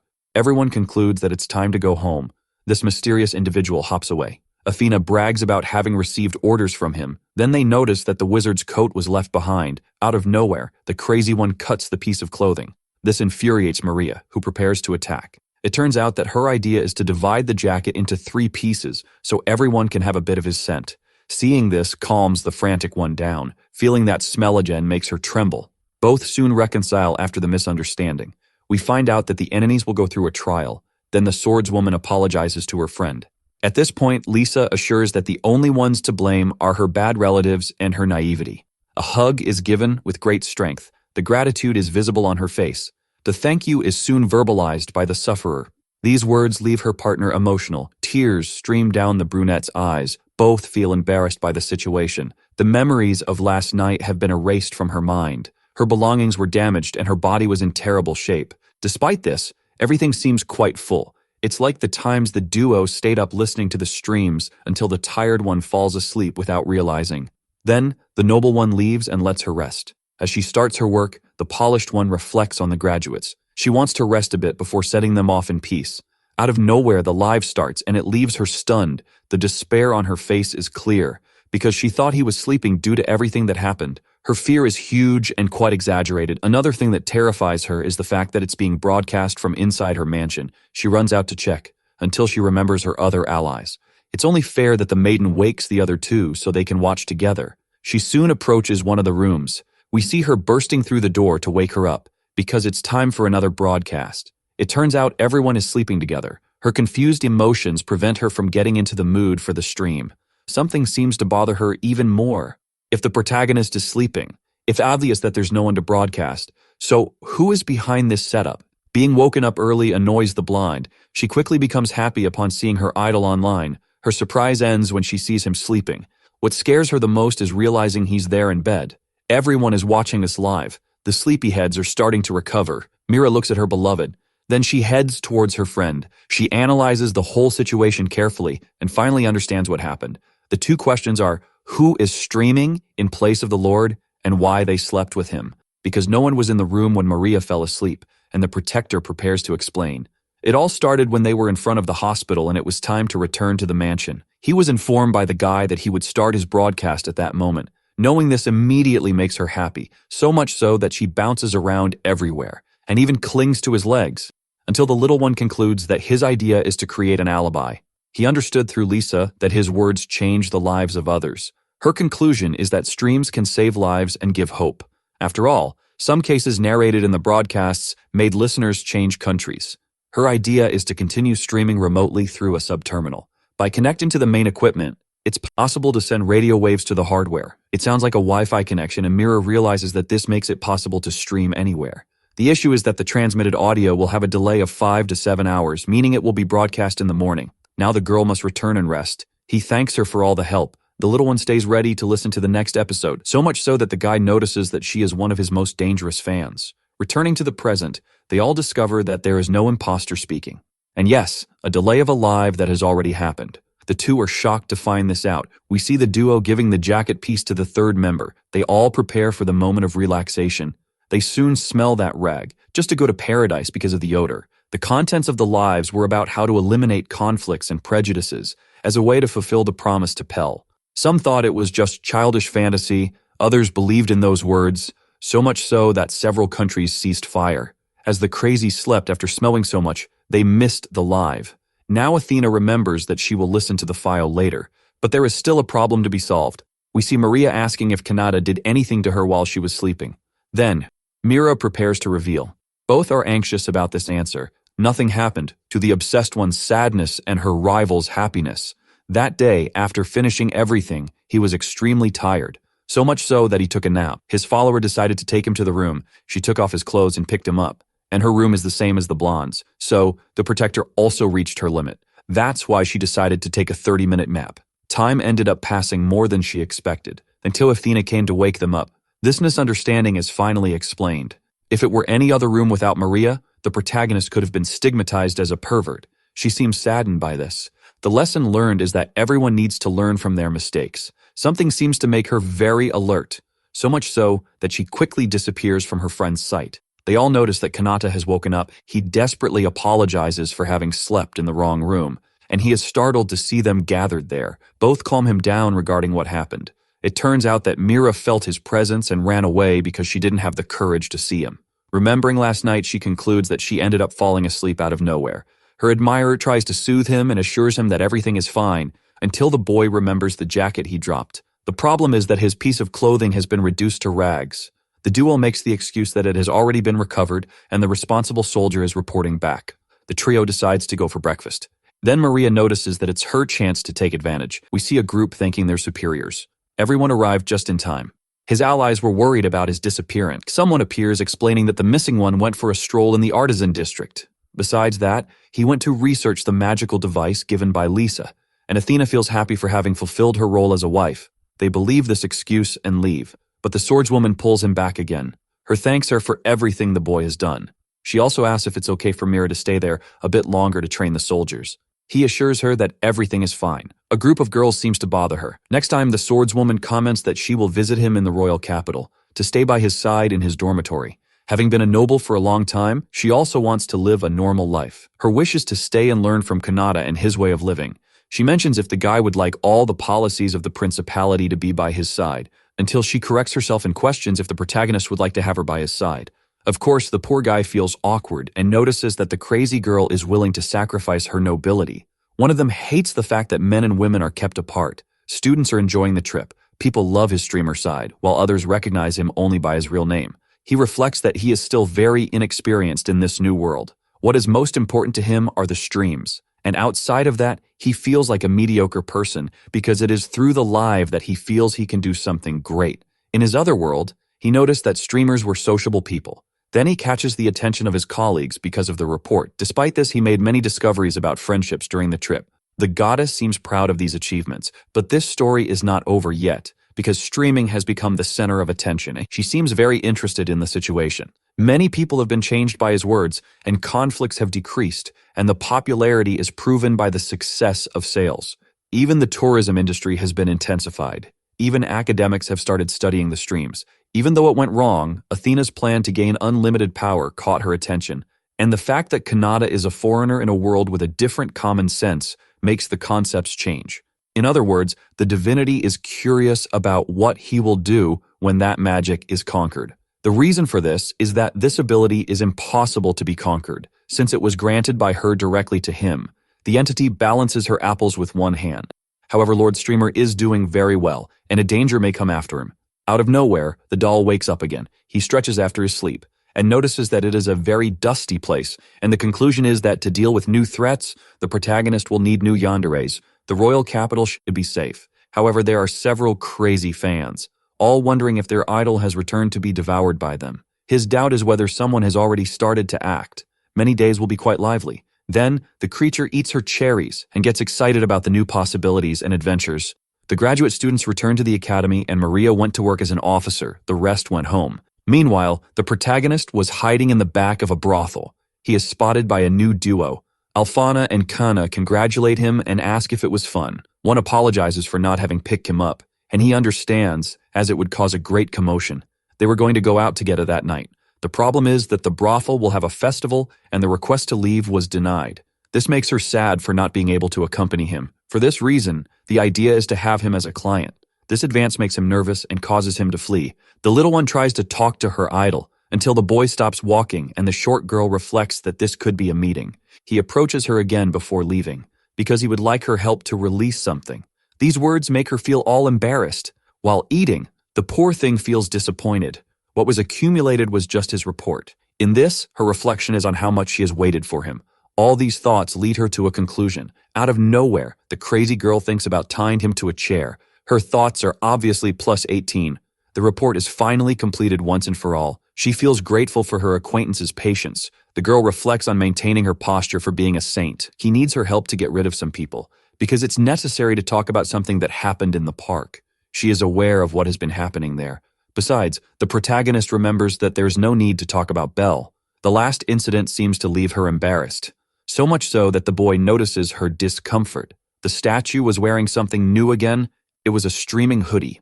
Kanata is surprised to learn this. His thought is that the goddess misuses the knowledge of his previous life. She insists that her friend try on this jacket. As she does this, the girl stays attentive. She smells his uniform without thinking twice. His scent leaves her quite dazed, to the point of thinking about asking Maria if the products he uses have changed. We see the blonde all busy now. It fits him very well, so much that she goes to check in a mirror. It's quite difficult to stay calm, so she decides to have a coffee to ease her nerves. She soon notices her beloved's cup. A normal person would kiss the cup just to pretend to be kissing its owner, but she is a saint. The thing is, that doesn't seem to mean much, because she soon places her mouth there, just to imagine giving a big kiss to her idol.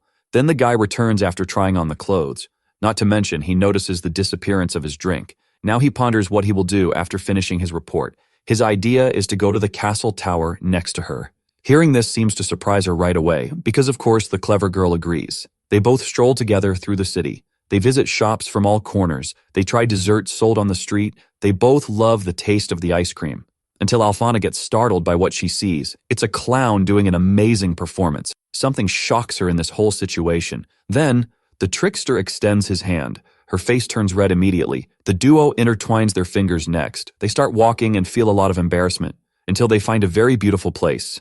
Then the protagonist compliments another girl. These words leave her quite dissatisfied, to the point of tearing her own hat and looking quite threatening.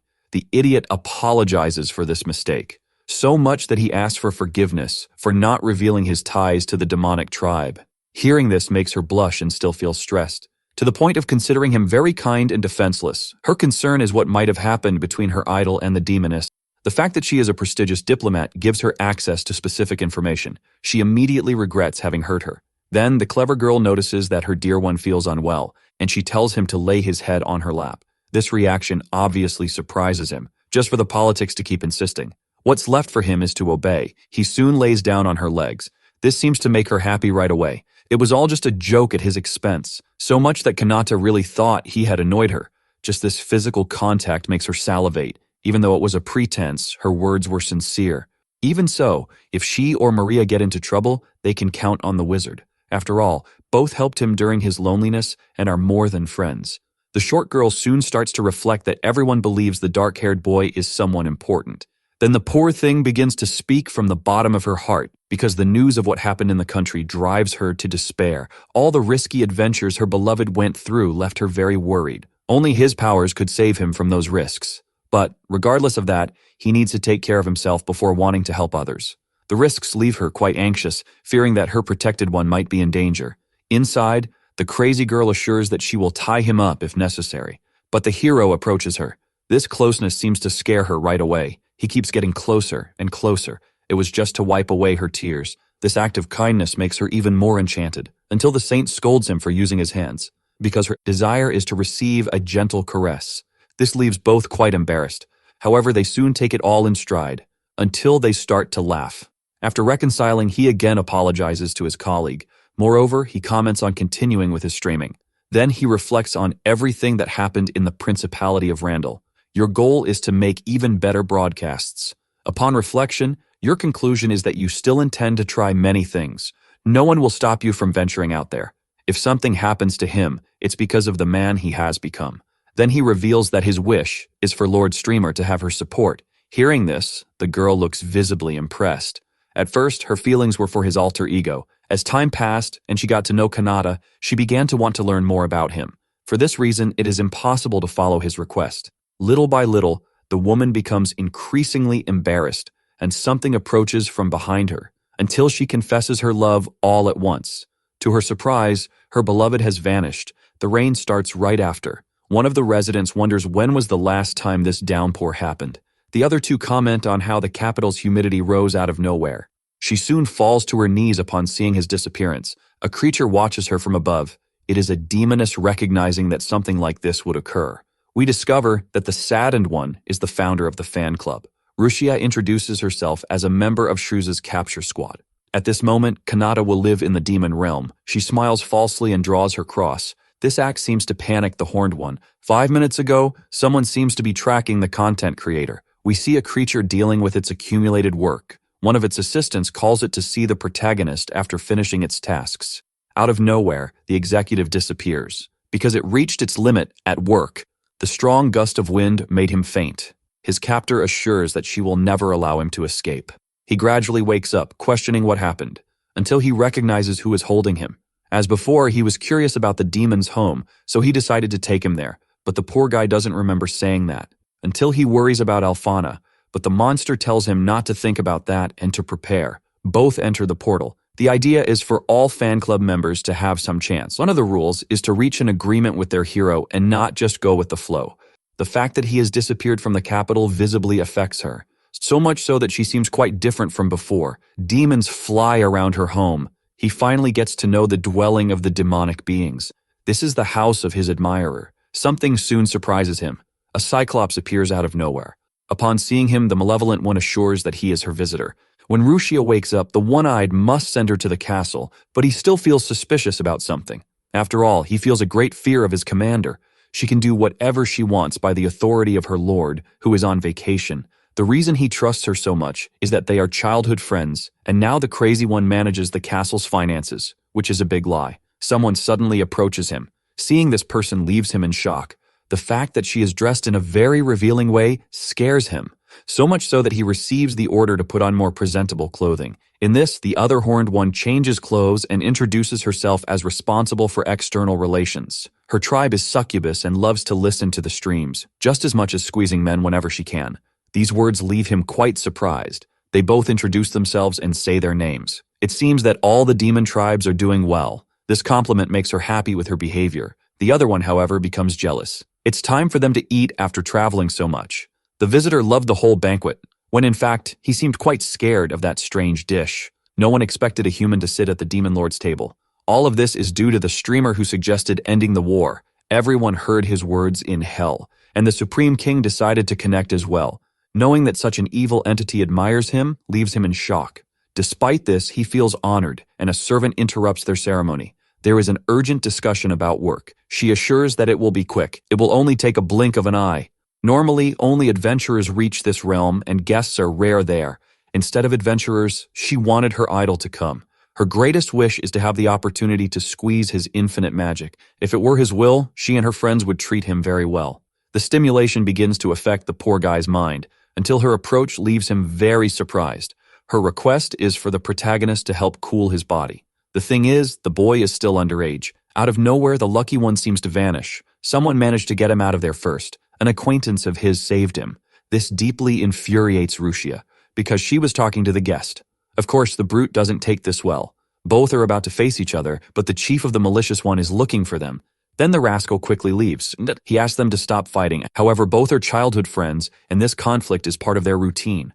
Now Kanata must accompany him for a bit. We see them taking a bath together, and the monster's name is Garura. After this introduction, the dark-haired one also shares his name. Since they took a bath together, there's no reason to lie. The guy questions if his colleague is the so-called streamer.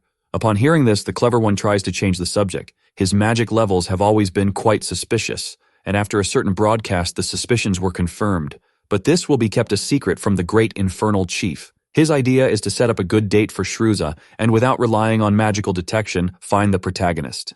Declare that he will keep his word. The horned one even suggests a contract in which he would lose his life if he reveals his identity. Then, the dark-haired one admits he is the broadcaster. Only a few demons discovered his alter ego, and he will need to protect those two. His question is why they didn't tell the big boss of hell. At that moment, Garura reveals that he wants friends like the human. Even if it's the biggest one asking, the infernal being won't reveal anything. Both train techniques that will allow the boy to become immune to exposure from higher monsters. His magical power is like a bathtub overflowing. This makes him noticeable to everyone. But by controlling this energy, he can easily go unnoticed. Although this is possible, there's no way to protect him from other forms of exposure. It's time to focus on learning this skill. We see the training being completed, and the dark-haired one asks about what happened at the end of the war. The idea was to copy the cultural development of humans. For this reason, the plan was for someone to be sent to gather this information. Then Kanata has another question. Just to confess that he would like a human girlfriend because he prefers someone from Earth over a demoness. These words make him smile. Both agree that girls are amazing, and the horned one likes the muscular ones.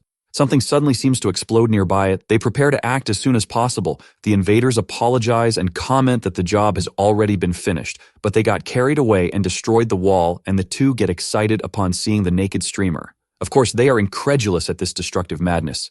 Their idea is to help clean up this mess, but Shruza declines until the rascal has an idea. The proposal is for the three to sleep at her house. However, the agreement is to go to her partner's house. They still haven't realized the absurdity of this. Meanwhile, the other one is left speechless upon hearing him. In the demon realm, the highest level of hospitality is to take the guest to sleep together. What remains for the two is to escape as soon as possible. He apologizes for this, but it's the best thing to do for the human. Now, the mischievous ones feel sad for being turned down. Later, the protagonist reflects on his situation. Now the guest should be feeling the effects of the stimulating cuisine, and the predators appear in transparent clothing. They ask for permission to enter as well. Someone tries to use the power to stop time. However, chronokinesis does not affect her. She also questions who the deity is. The opposites face each other, and the being of light recognizes that it is unfair. The angelic one complains about not being able to manifest completely, and the horned one is left confused, until she soon recognizes her rival. Upon reflecting on her words, the monstrous one comes to a conclusion. Even the goddess has fallen in love with Kanata. Her expression is one of strangeness. Obviously, she becomes desperate and insists on denying it. Her desperation is so great that she decides to flee from there. Her adversary continues to understand nothing. Such strangeness leaves her incredulous. The bedroom door opens. Because the thirsty ones are so prepared for mischief, it's time for seduction against the target. Her body begins to be affected rapidly. The poor guy tries to change the subject and come up with excuses to get out of the situation.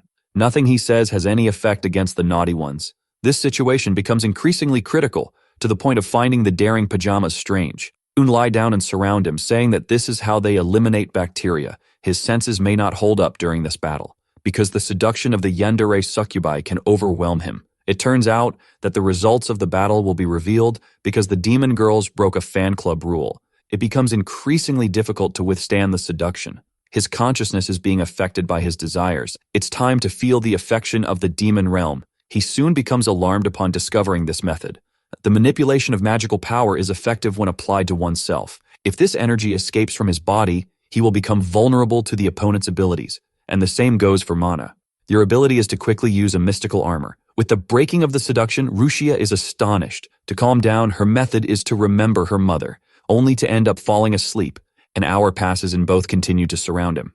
The only thing to do is sleep as well, but one of them refuses to accept that, because her kind also attacks during sleep, until her ally stops her from doing so. A discussion about this method begins. Because they love him deeply, the Horned One doesn't mind being his second lady. However, it is fitting that she be the first lady. After all, she is the light and leader of the revolutions in the kingdom.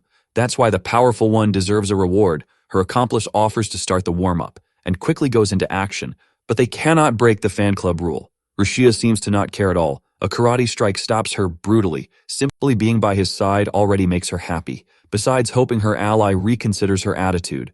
Now her doubt is how much happier she would be if she followed her instincts. Above his body, her greatest desire is to have his heart. Her imagination begins to project how they would be if they were together, and the idea is that both become good lovers. Besides, betraying the fan club would be terrible, as they are her friends who accepted her. Regret for the kidnapping begins to surface. Looking at him makes her heart ache. Her eyes remain glued to him. At some point, the maniac will make Kamada look and love only her.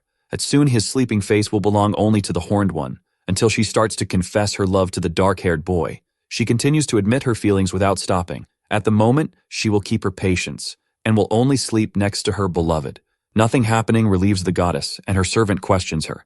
Of course, the divinity tries to change the subject, but her nervousness is evident. Rushia wakes up and her friend complains. We see the protagonist thanking for being transported by his acquaintance. Her charm is visible, and the dark-haired boy has the impression that they slept together. The other naughty one invites him to live in the demon kingdom. Then the mischievous one suggests that the poor guy become the manager of the brothel there. Out of nowhere, Shruza sneezes. It seems her body is not reacting well to the lack of sleep. Her other doubt is why the demon tribe wears so little clothing. Then she decides to give a prize to the Horned One. It's the hoodie she received from her fans. It was only worn once, and the demoness assures that she will take it to her research and development team. Soon she wishes to apologize to Alfana, and the other visitors begin to leave. She assures that they will see each other again soon. The moment the boy prepares to return to the dormitory, two girls stop the carriage they are in because they finally manage to find him. He hears his name being called by someone. It's his fans who quickly approach. Maria panics upon learning that her beloved was kidnapped by demons. Her concern is extreme. We discover that the Holy Cross can only be held by the pure, otherwise it will break. So Kanata easily holds it. Both look intently at this situation, because they are relieved to see him still pure. This fact makes them jump for joy, until the protagonist simply says goodbye. The fact that the kidnapping occurred leaves both anxious. Luckily, Shruza had good sense, although that is debatable. Besides, they noticed that their lord seems to not remember the last meeting.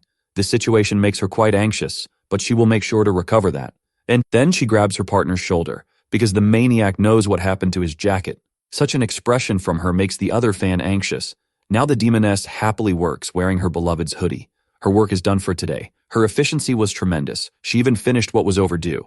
Out of nowhere, the transmission of her idol starts. This fact leaves her extremely surprised. Then, the servant quickly leaves. So, the Horned One concludes that it's the effect of the hoodie. It's time for the lives to return to normal, and the streamer feels it has been a long time since the last live at home.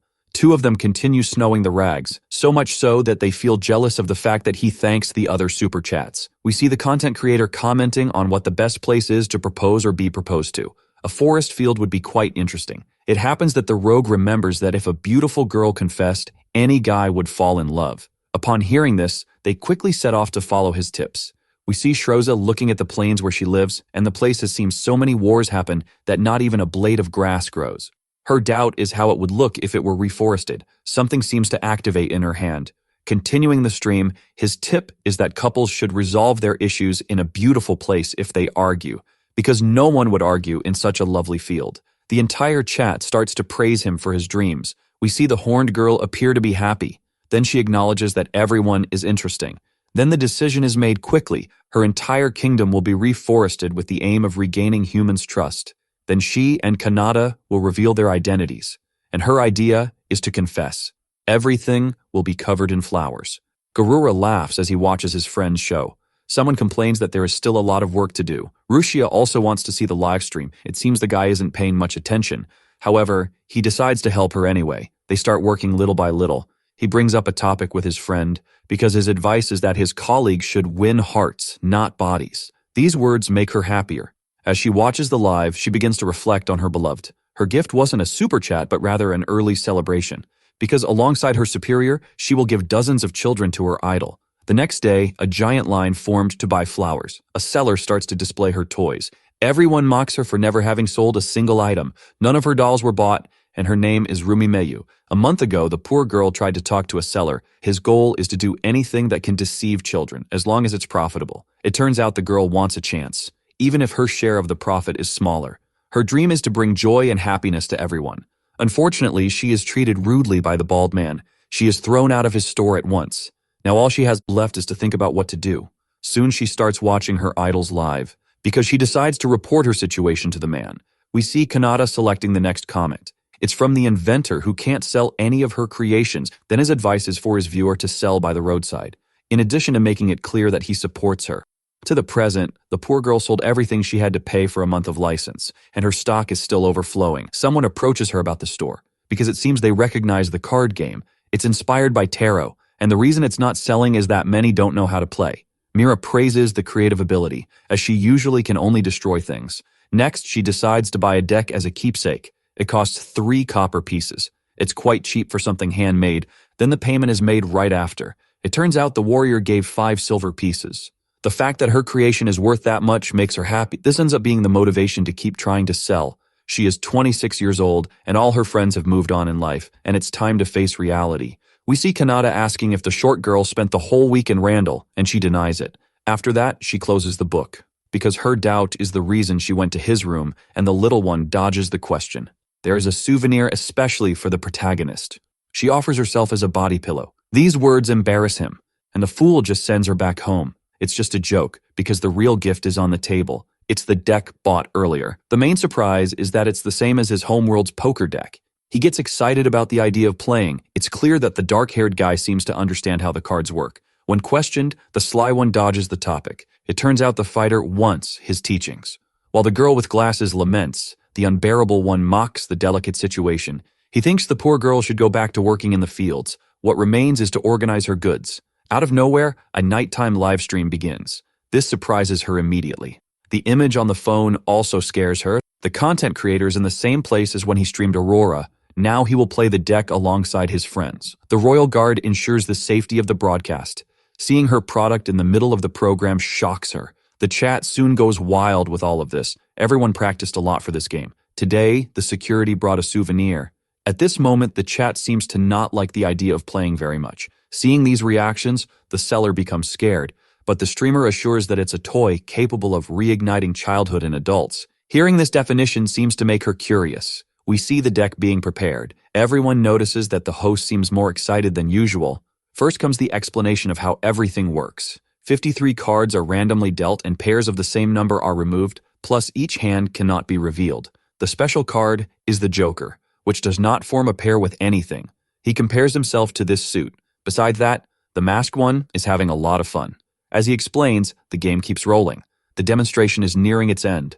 Even the chat is starting to understand and enjoy. Something happens before the end. One of them managed to possess the Joker. Fear surprises her 2 colleagues. It turns out that the blonde seems to have misunderstood, but Alfana did well to defend him. Now Mira feels disheartened by Santa's victory. Another suggestion that comes up is the Game Guardian. The issue is that, in fact, the short one did not win but lost. The 3 get excited to play again. It seemed quite fun for the trio. Each person watches the broadcast. He has another question to be answered. His desire is to know who created the deck. He quickly discovers it was Rumimeyu. We see several viewers interested in buying. More and more people keep arriving. This leaves her quite surprised. Various civilians are interested in the game. It's like a dream for the excited one, who thanks for the support. Before finishing the program, the famous one asks for a second. He soon reaffirms how fun it was. His thanks are all for the seller. The recognition of her work makes her blush, because it's the first time a man praises her and loves her work. More interested people arrive to meet her. Her smile starts to grow even more, so much so that her euphoria begins to overflow. The idiot sees his rival surpassing him and becomes desperate, because if he had received that game in his store, everything would be different. It's evident that regret starts to eat away at him. All his hair falls out from the stress. Such was the repercussion of the cards that the fan club went after her, because the members licensed the distribution of the products. Receiving a support made her fall in love. 2 weeks later, they gather as a secret society. All think they are a healthy fan club. At the same time, someone arrives in the capital. The smell seems to displease the newcomer. Meanwhile, the sleepyhead remains in bed. This meeting is about selling the products in the Republic and in the demon realm. One of them agrees with the decision. Another also follows this idea. The last one forms the necessary unanimity. All want to have his image on their bodies. Fans who exaggerate in their actions are called Yanderes. At this moment, the goddess reflects on the situation, as there is only one suitable wife for the dark-haired man. We also see Maria wishing for her beloved to wear an outfit with her design. Of course, Schroza reminds that in fact it will be with her photo. Then the one hoping this doesn't turn into a battle is the deity. The others are obviously thinking plus 18 things. A discussion starts in the middle of the meeting. Afana provokes about being the only qualified woman among them and soon moves on to the last topic. Because there are new members on the team, it's time to introduce them to everyone. Rushia, recommended by her friend from Hell.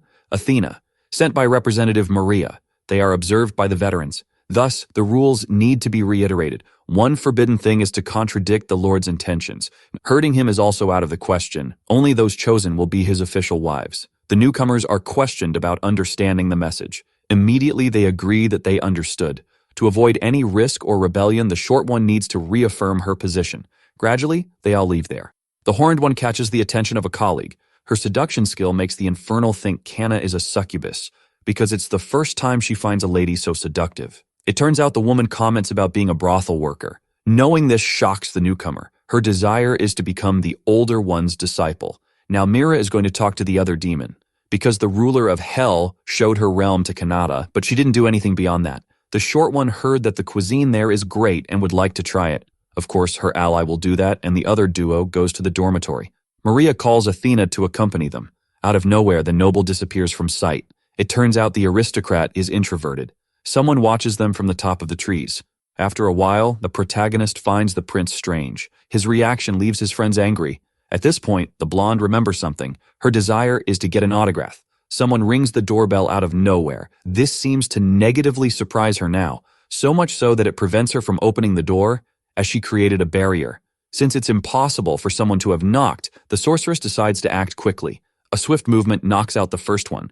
Then, the second also cannot resist the silent advance. Seeing them fall scares the poor guy. The one responsible for these attacks appears out of nowhere. It's Lisa, who used the back of the knife to take them down. This invader should be in her kingdom. She approaches Kanata monstrously, who tries to avoid her. Fear makes him lose his balance and fall straight onto the mattress. The knife almost hits him right in the face.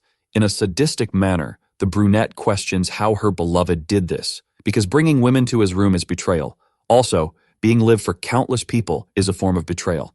So, the maniac decides that the broadcasts will be just for her. Now the knife is pulled away and the question is whose fault this confusion is. This maniac wonders if it's because of her, or even the country itself, but her conclusion is that the responsible one is the content creator. A cut is made on his face and her goal is to teach him through pain. As he gets furious, the guy starts to feel agitated. A headbutt is delivered right in the middle of the crazy woman's forehead, who is actually Pell. After all, Lisa doesn't know his identity, besides the fact that she would never harm anyone. Such a discovery impresses the monster. Her form begins to return to normal, as expected from her husband. Even cornered, the brave one challenges her. It turns out that the maniac really had left that time. The issue is that her consciousness ended up in a doll. Soon she woke up inside the toy. She was in the hospital room. A woman soon discovered this resurrection, so much so that she locked her inside a cage. However, the sly one broke free and took over Lisa's body. On the way, she saw some girls wearing the streamer's clothes. Her reaction upon seeing them is terrible. That's how the crazy one found him. Now the poor guy passed her test. Out of nowhere, the hand pushes him again, because the betrayal has not yet been forgiven. We see the poor guy being tortured. It becomes clear that her words that time were not true. The infidelity will be forgiven only this time, but they are just friends and not his girlfriends. Knowing this leaves the revived one perplexed. To make matters worse, the white-haired one dreamed she was proposed to.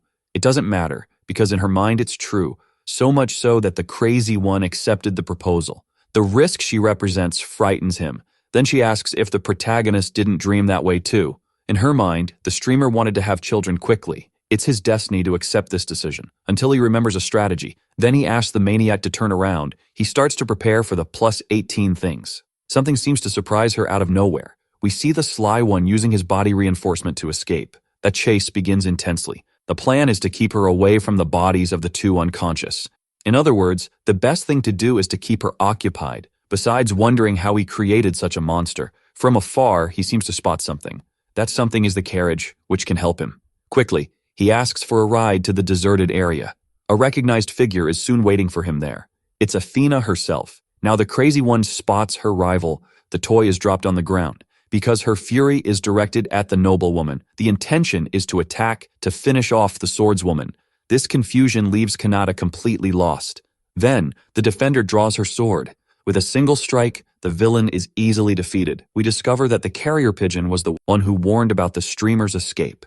They both embrace in the square. She comments that, even with short hair, she always takes care of him. Then she encourages him to run his hands through her hair. He soon starts to caress her slowly. The sly one quickly questions why he's blushing. The reason is that he's not used to touching such beautiful hair. Such a comment leaves both of them awkward. Meanwhile, Lisa remains unconscious in the carriage. Her doubt is the reason she struck Pell. That event happened before. Draining the magic through the sword, he is able to extract the evil spirit from his friend's body without the victim remembering. There's a problem, which is the fact that the remaining magic left the blade and entered the doll. For this reason, the enemy keeps coming back. It's time for her to return to her land. Then, the prisoner is lifted by the rope. Next, the boy explains how he was found. Upon hearing him, the officer begins to reflect. She soon discovers that the witch associated Kanata's voice with that of the streamer. As she returns home, the maiden notes that if it weren't for her intervention, the malevolent one would have attacked. For some reason, his panic sounds cute to the obsessed one. All this situation was quite amusing to her.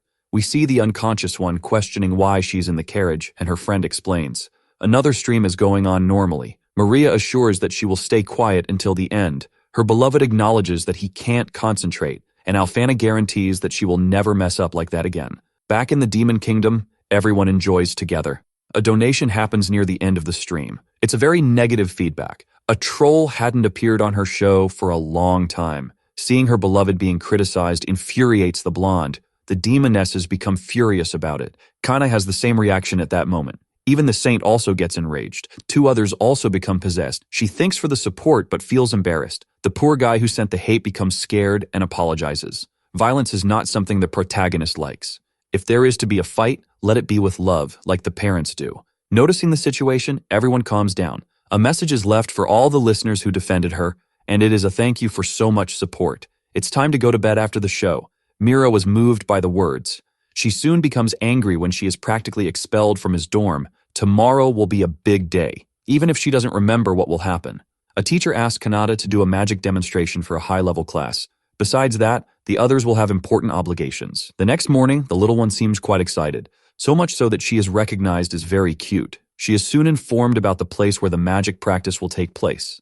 Discovering the location, her speed makes her disappear. The teacher has already started his class with a new record. The protagonist's skills are impressive. The admirer watches everything with great happiness. He feels uncomfortable seeing her. Several envious ones approach to provoke him. Seeing them makes her go on guard, until she refuses to act so as not to disappoint him.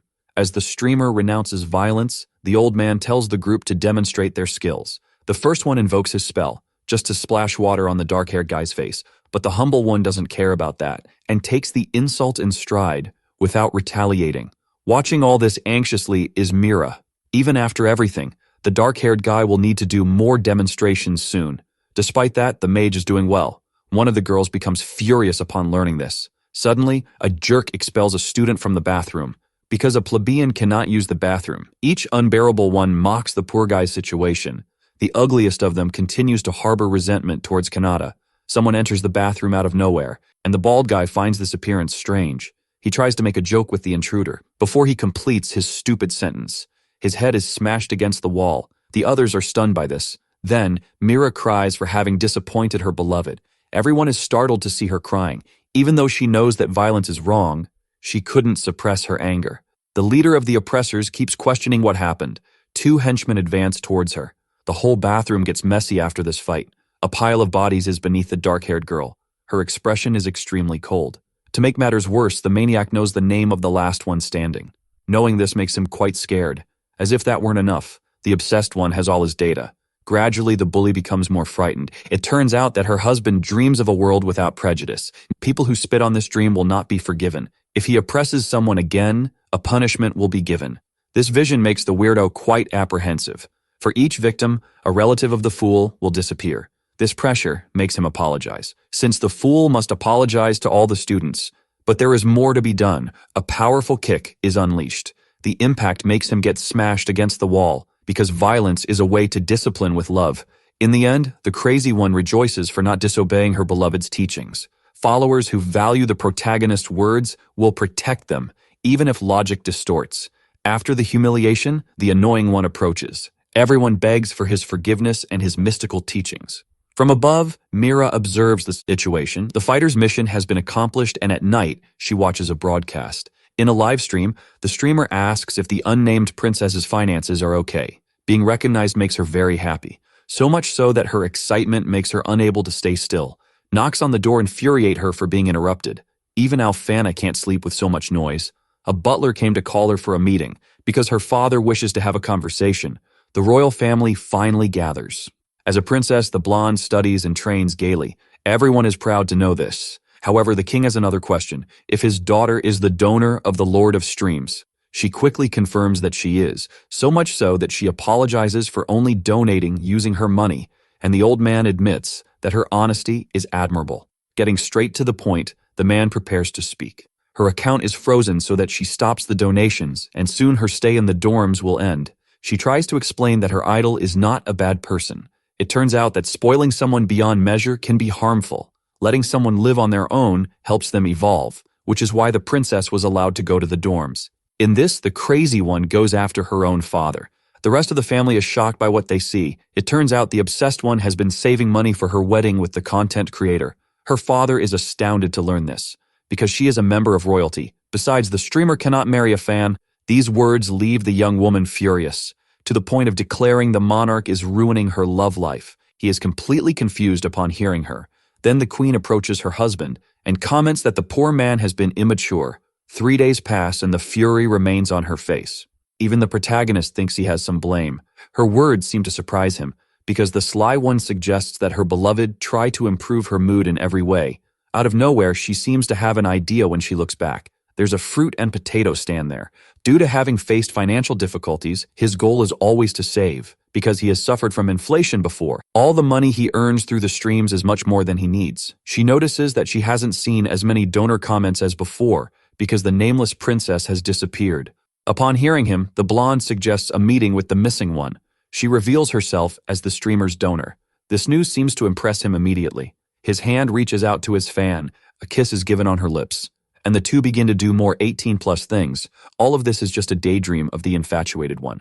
Reflecting, the dark-haired one concludes that the reason for this is that it's just a few days before people's payments, but there's a specific reason for missing his old supporter, because memorable viewers make him happy. This answer seems to be a negative surprise. Despite this, the boy appreciates everything. Even so, the poor girl feels quite flattered. The main reason for the streams is purely everyone's enjoyment. Although he may not have answers, what makes him happy is knowing that his content supports someone. Knowing these things leaves her thoughtful, because she has always donated just to be noticed.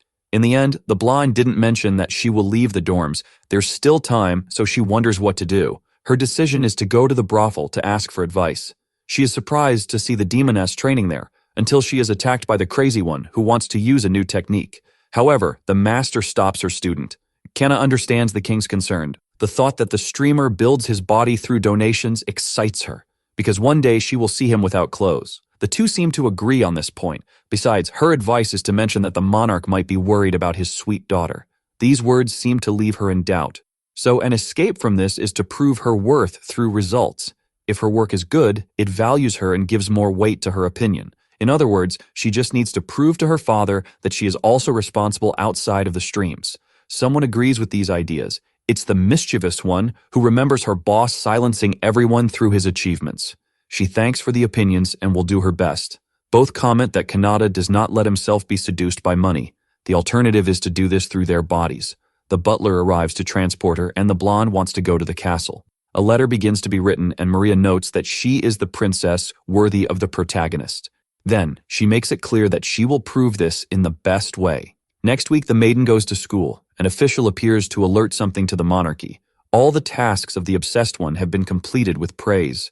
Such performance surprises the king, and the sly one assures that she only helped because she knows the commander is always very busy. Each of the political problems was quickly resolved. Several letters of gratitude arrive at the palace. He is left speechless by such an achievement. The other children recognize the performance of their older sister. The determination in her gaze is clear. It was just like when she led the liberation movement for the enslaved. Everything is worthy of a reward. She sits down and tells them not to worry, because the head of the family must rest, as the prodigy will do all the work. Even the queen teases about Maria being a risk when she becomes addicted to work. All this turnaround surprises the king. It is authorized that the crazy one can return to donating, as well as continue in the dorms, and the girl thanks, in addition to making it clear that she likes Kanata more than her own father. Such a response leaves him extremely desolate. The Majesty locks herself in the office. The time for the meeting has come, but there's another reason. She approaches him mischievously, because the woman also wants to do 18+ things. The papers are thrown into the air at that moment. Now Maria is left in the care of the protagonist, just for the maniac to start donating non-stop again.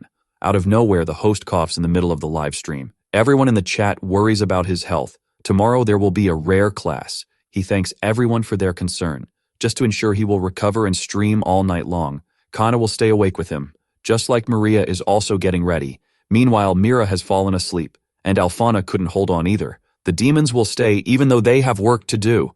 The one who worries is the goddess, because the boy doesn't have that habit. The two look very tired the next day. Even the saint finds their fatigue strange. The reason for this is that there was streaming all night long. It's clear that the lack of sleep has disoriented them. He finally arrives in the classroom. Some people try to wake him up. After all, the study period is over.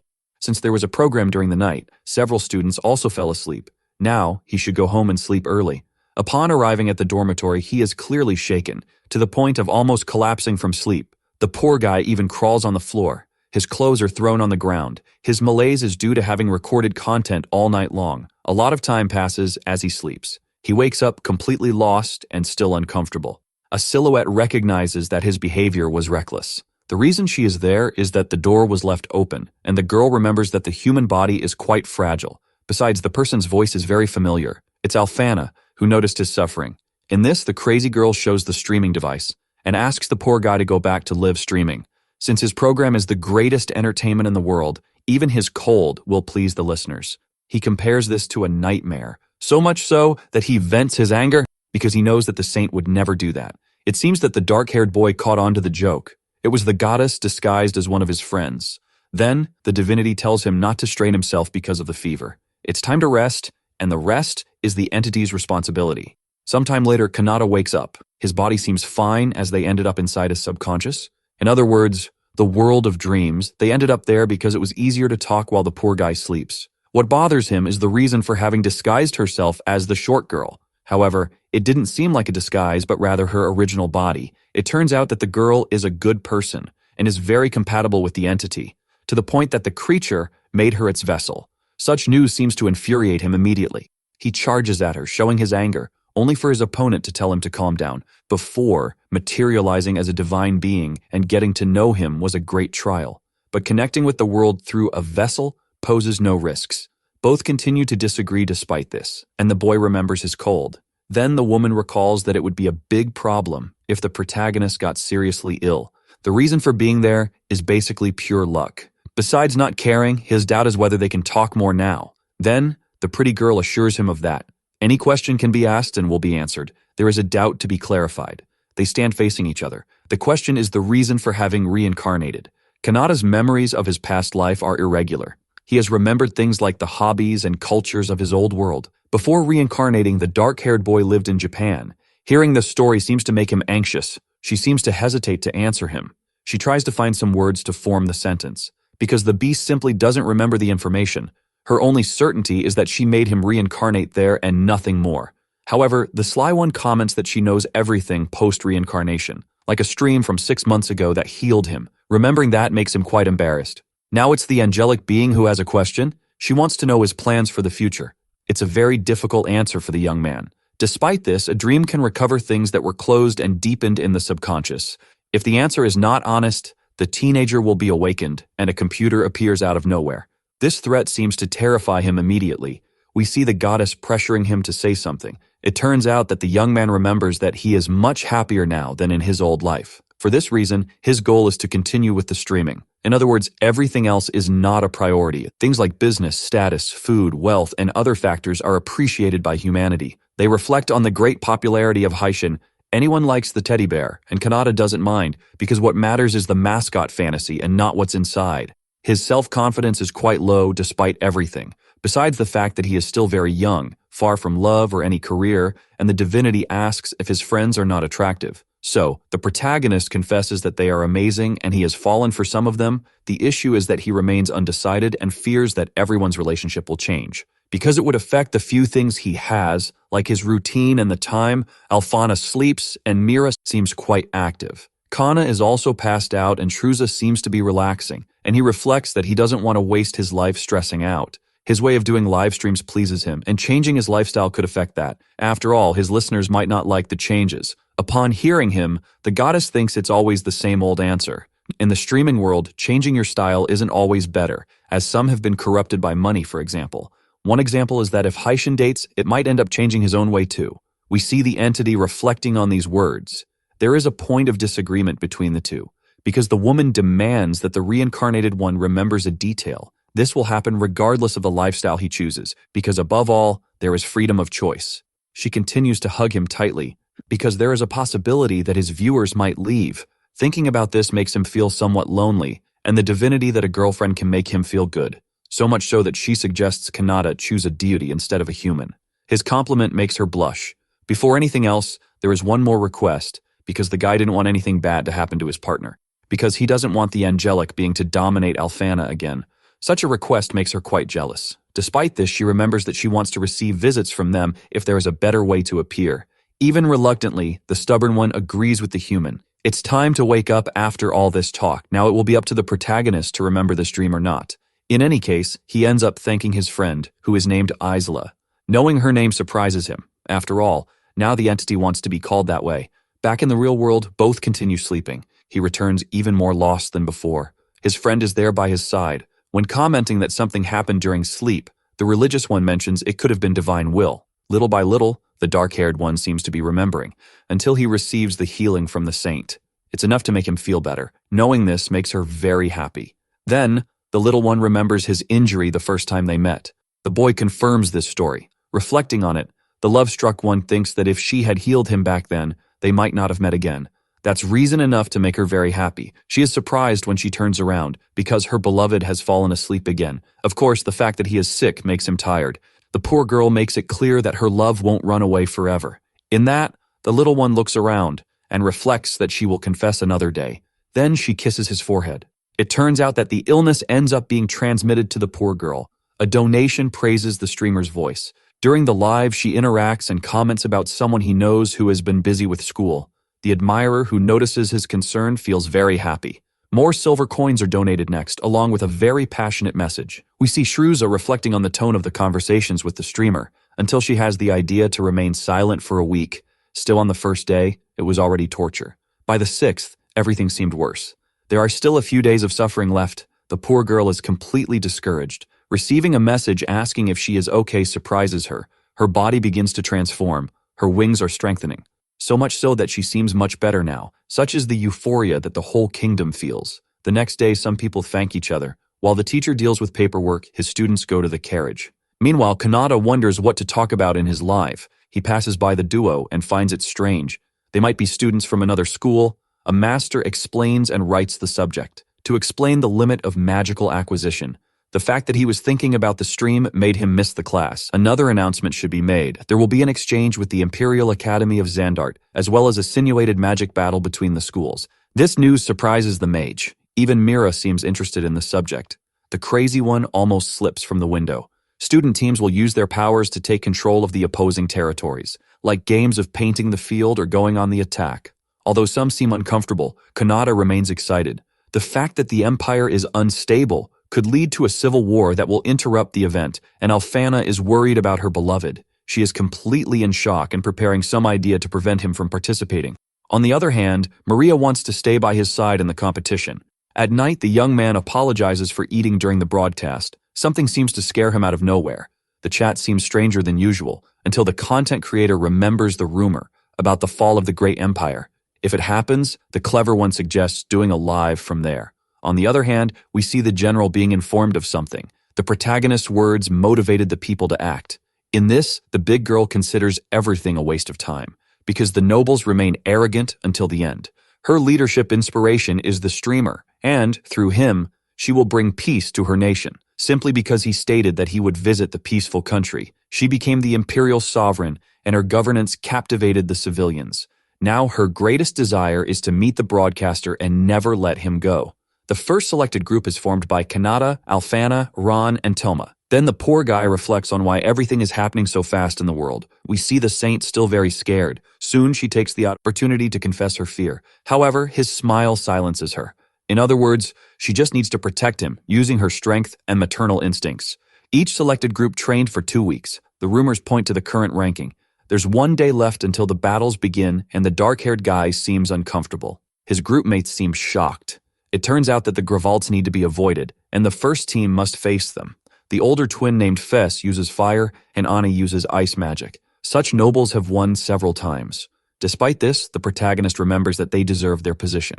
His posture seems to motivate the group a little more, which soon makes this greeting. We see the duo sad because the excursion is separated by gender. Both are sad for being separated from their beloved. Everyone finally arrives at the final destination. Dinner has just been served for the visitors. It's time to eat, but Kanata has a stomachache. Even so, his friends go ahead. A creaking door begins to sound. It's Mira, who considers herself his possession. She carried his broadcasting equipment. As a thank you, she offers the little one a luxury coupon.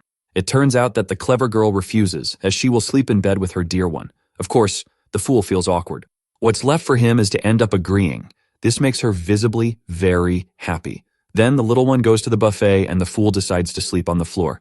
Meanwhile, his other admirers remain traumatized. Someone walks through the hallways of the facilities. We see the two brothers talking about the upcoming duels, until Kanata accidentally bumps into the girl. He apologizes for that slip-up. It turns out that the girl seems quite angry. Then, she quickly realizes they are the strongest in the empire. In this, the family introduces themselves, and the protagonist returns the courtesy. He is also questioned about his teammates and why he didn't go to dinner. Seeing him without hunger, the crafty one seems to get excited, to the point of dragging him to join them on a sightseeing tour.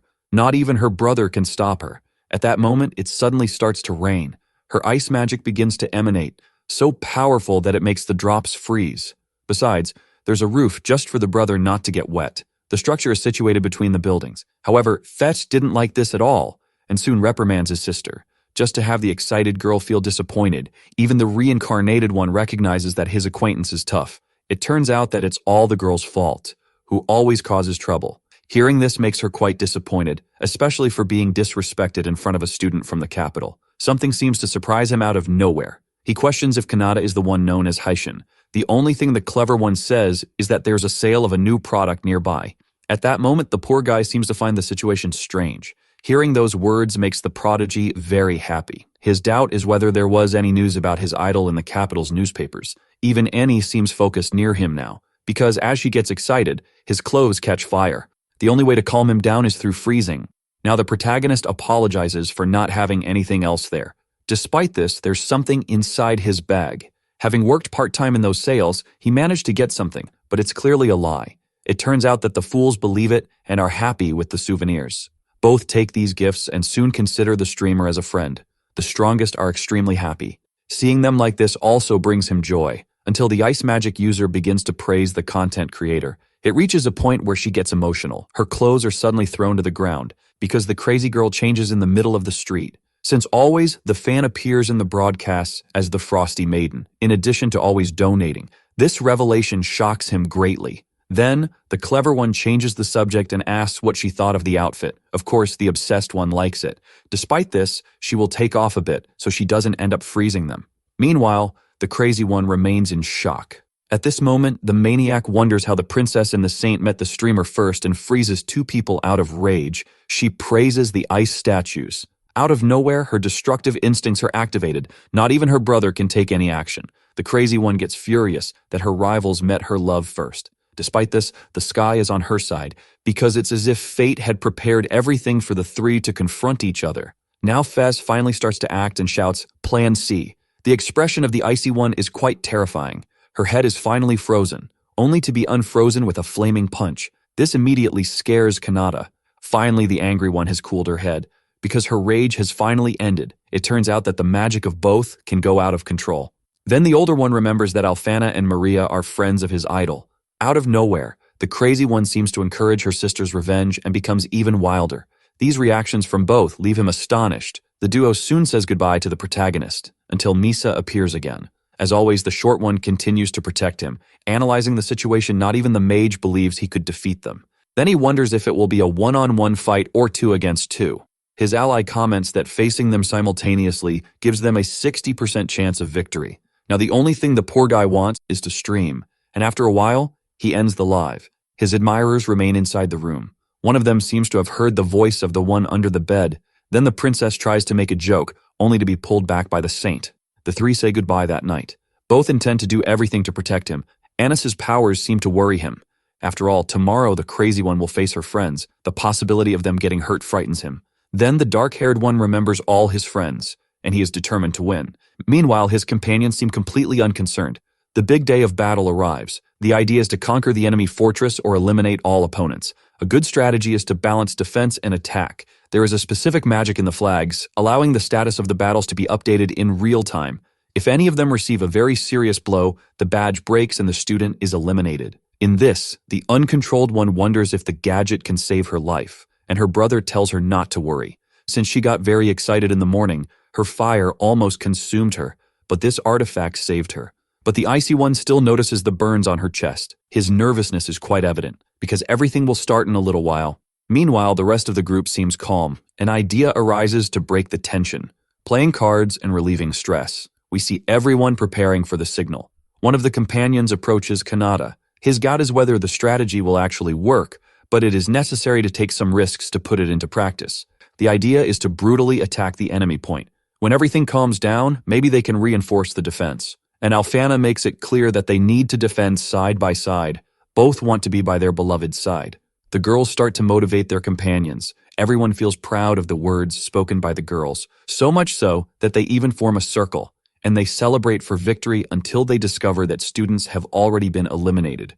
This news leaves the allies surprised. We see two other guys running. Their idea is to recover a flag, only to be ambushed by the maniac. Maria quickly tries to defend them, but the one guaranteeing the defense is Kanata. Two of them inevitably fell, and the rest were protected. At this moment, not even the mage feels confident. Because the worst enemy has already arrived, she immediately mocks their advances. Then they notice that the powerful one is the first opponent. Some start to draw her attention, because the crazy one did not follow the plan.